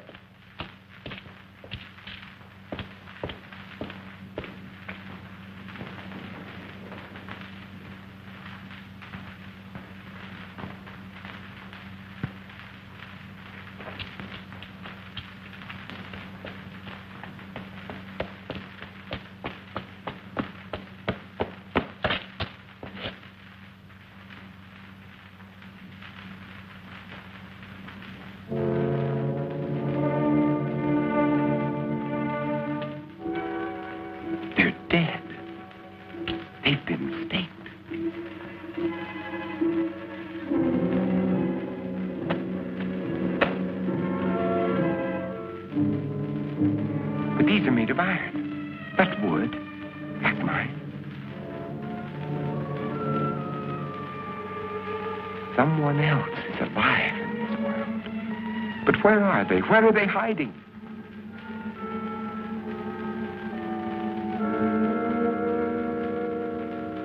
How many are there? Where did they come from? Why haven't I seen them?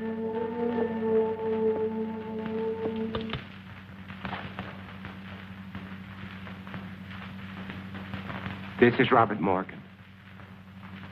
If somebody can hear me, answer me. For God's sake, answer me. This is KOKW calling. KOKW calling.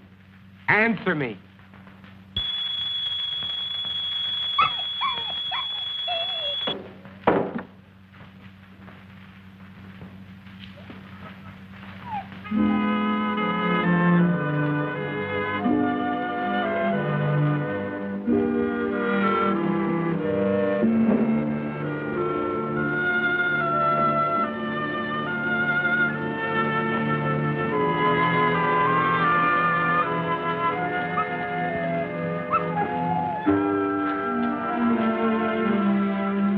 Finally decided to come back. It's all right, boy.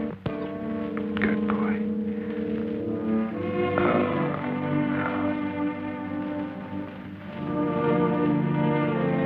no. Don't worry, boy. You're going to be all right. Yes, you are.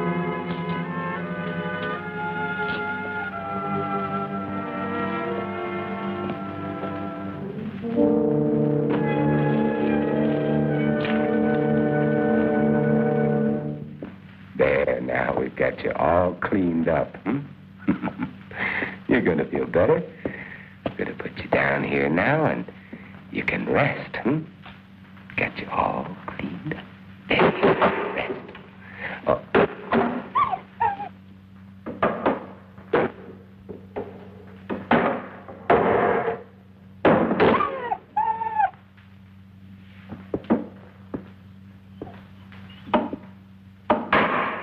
You know they're out there, don't you? You poor, driven thing.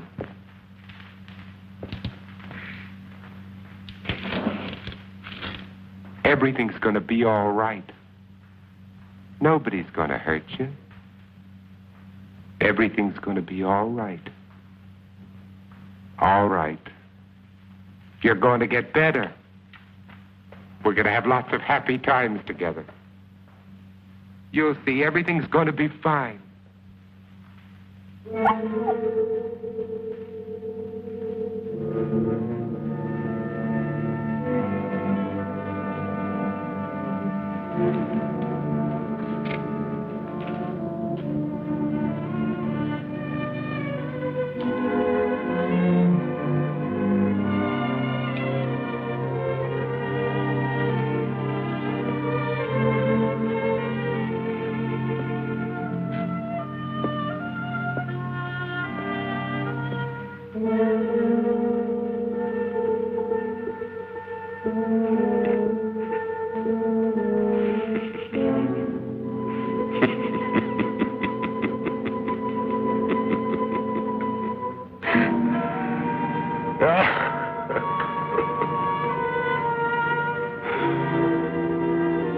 What's the use?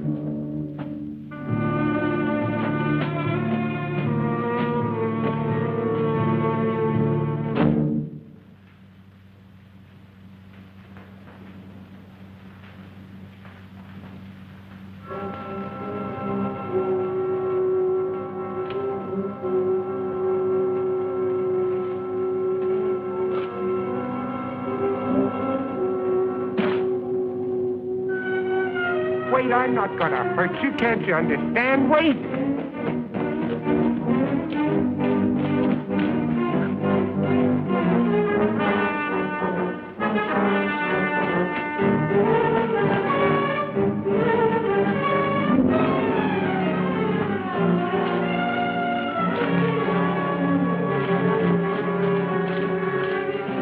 Wait!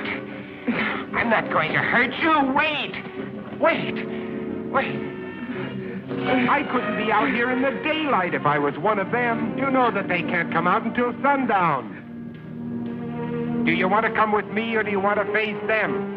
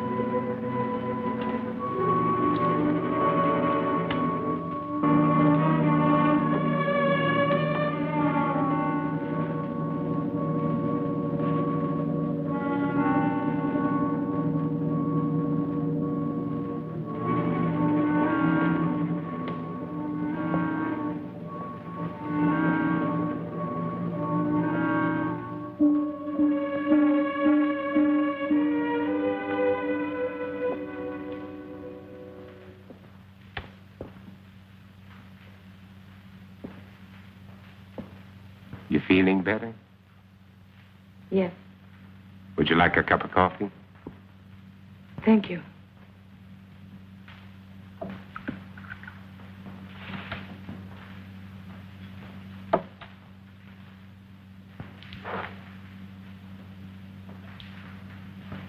You seem very well organized here. Yeah. My name is Ruth Collins. I was married. I lost my husband. You are alone? You were married. Yes. Children? A daughter.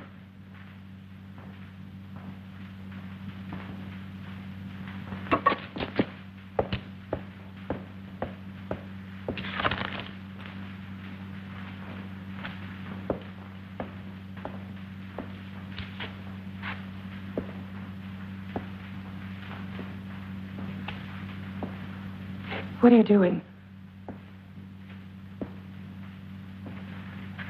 Please stop, please. Stop it, please. You're making me sick. Why do you turn away? Please. Why do you turn away?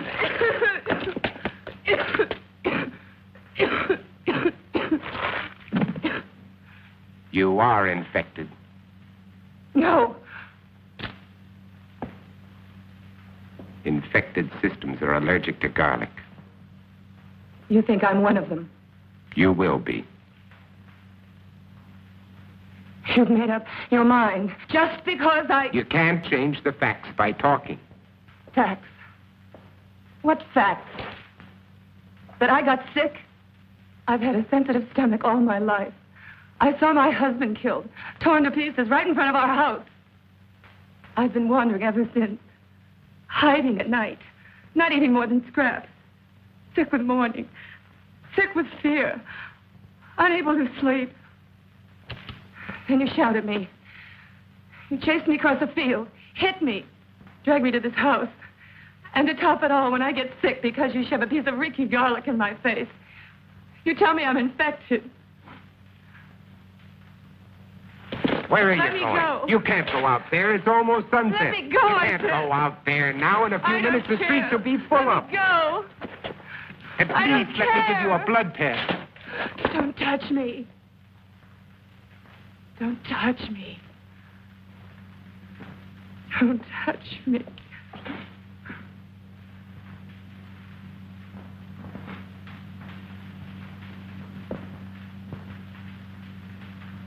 You must be hungry. I'll fix you some dinner.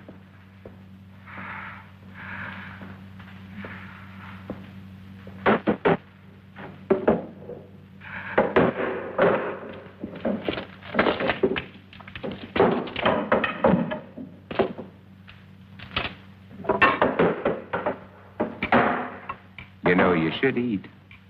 I can't.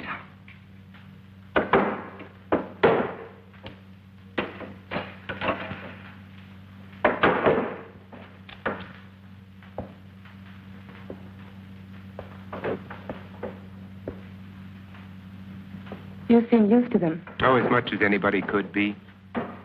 I'm not frightened of them anymore, if that's what you mean. Oh, I protect myself against them, but only because there's so many. Individually, they're weak, mentally incompetent, like animals after a long famine. If they weren't, they surely would have found a way of breaking in here a long time ago. Come out, Morgan. Hear that? That's Ben Cortman. He was my friend. Your friend? He was like a kid brother. If I could find him and destroy him. But you said he was your friend. When I find him, I'll drive a stake through him just like all the others. But you lived through... But you lived through all this. Do you know why? Perhaps I was chosen. That's a laugh. Or perhaps it's because a long time ago when I worked in Panama, I was bitten in my sleep by a bat. My theory is that the The bat had previously acquired the vampire germ. By the time it entered my blood, it had been strained and weakened by the bat system. As a result, I have immunity. Well, it's only a guess, but it's all I have to go on. You don't think that I'm immune, do you? It's a simple matter to find out whether you are or not.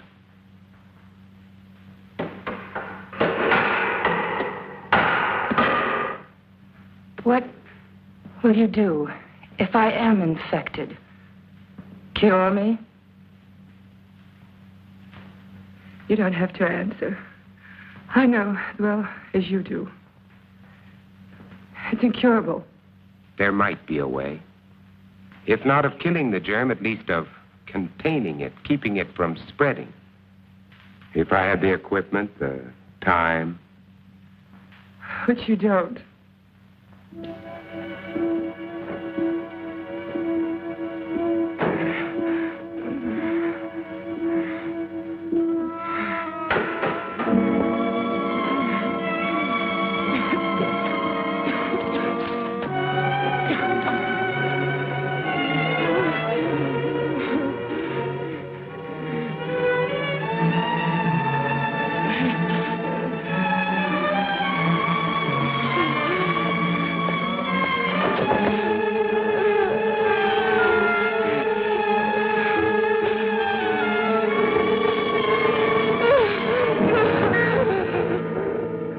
One of them.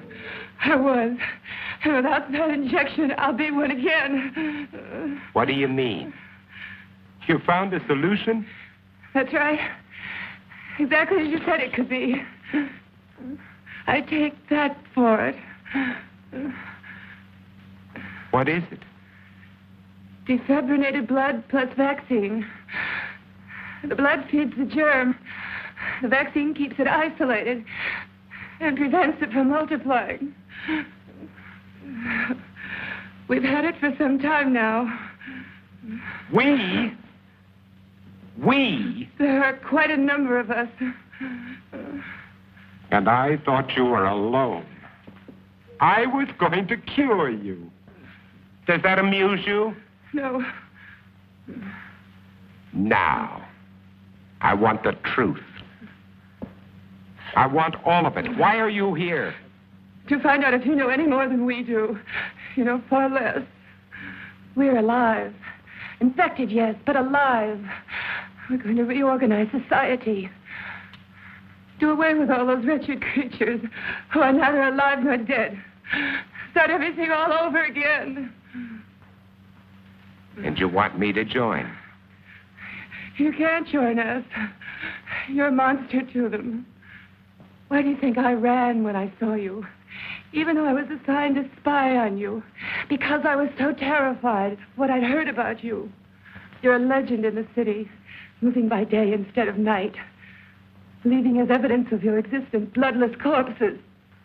Many of the people you destroyed were still alive. Many of them were loved ones of the people in my group.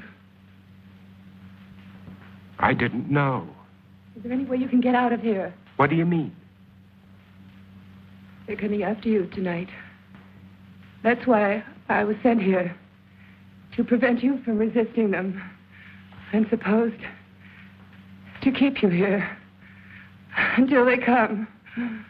To kill me? Yes. Your new society sounds charming.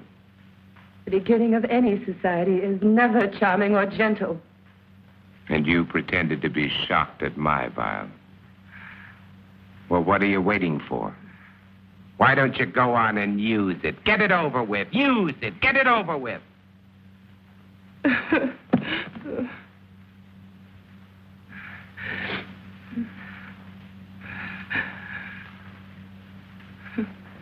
Now you know. What are you going to do?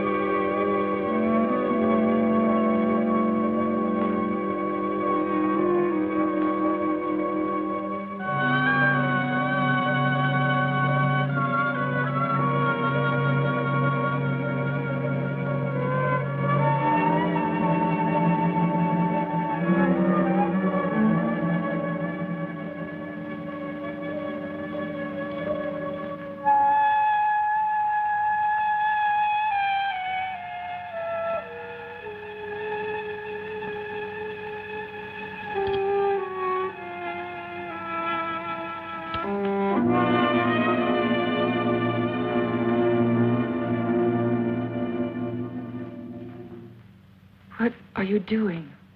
It's already done. What?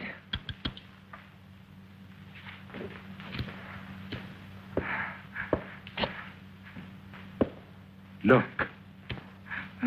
Look.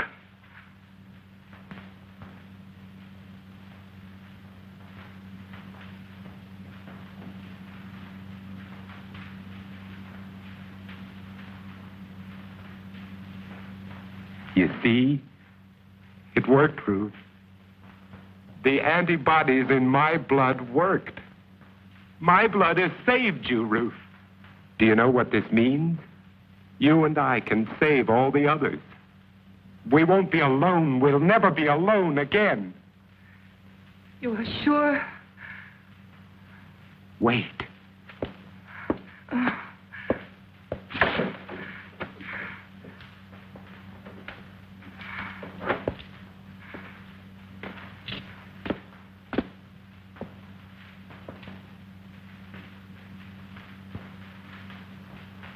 Don't be afraid.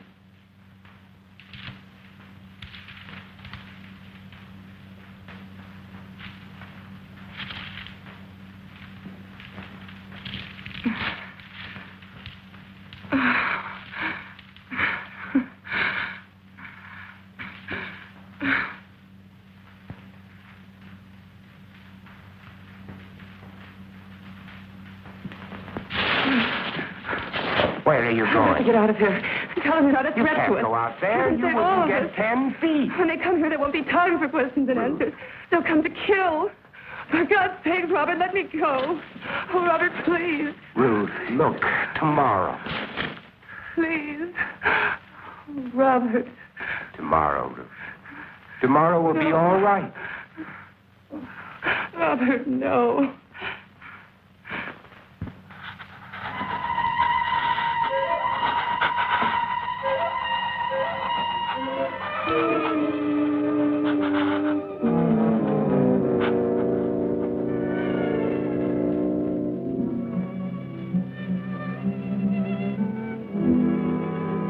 Robert. Yes, Ruth. But if this doesn't last? But it will. I've already checked it under the microscope. Wait, I'll show you. I'll prove it to you. I'll check it again.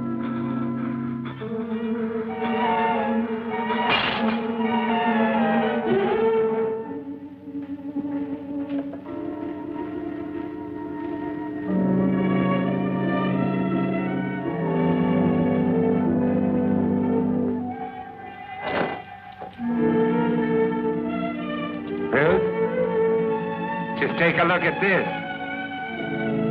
This will prove it to you. Ruth, there's no change. I've double-checked. Robert! Ruth! Ruth! Robert! Ruth! Get away from her! Ruth, are you all right? Are you all right?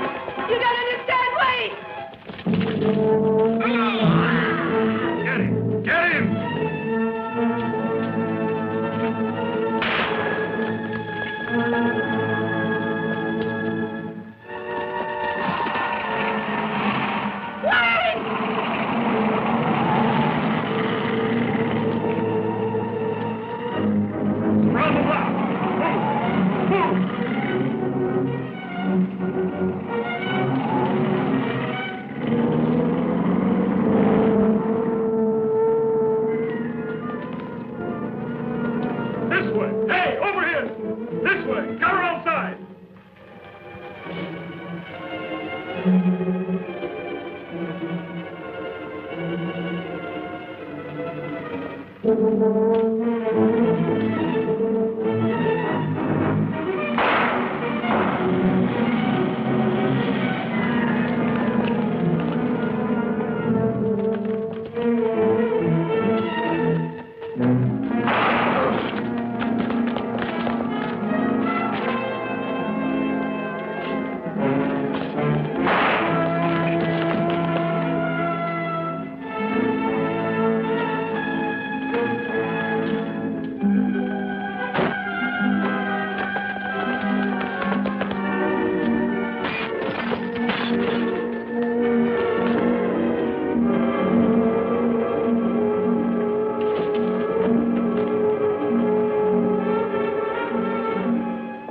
back.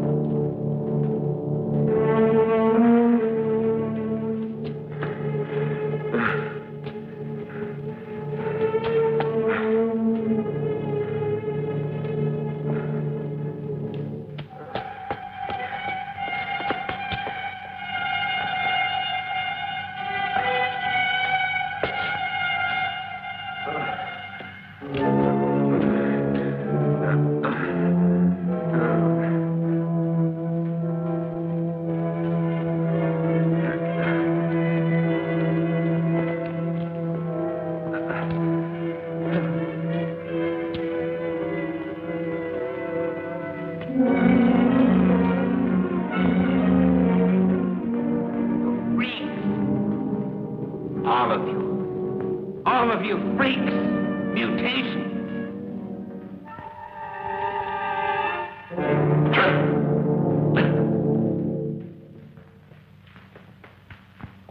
Hold it. You're freaks. I'm a man. The last man. Robert. They were afraid of me. They were afraid of me. They were afraid of me. I didn't know.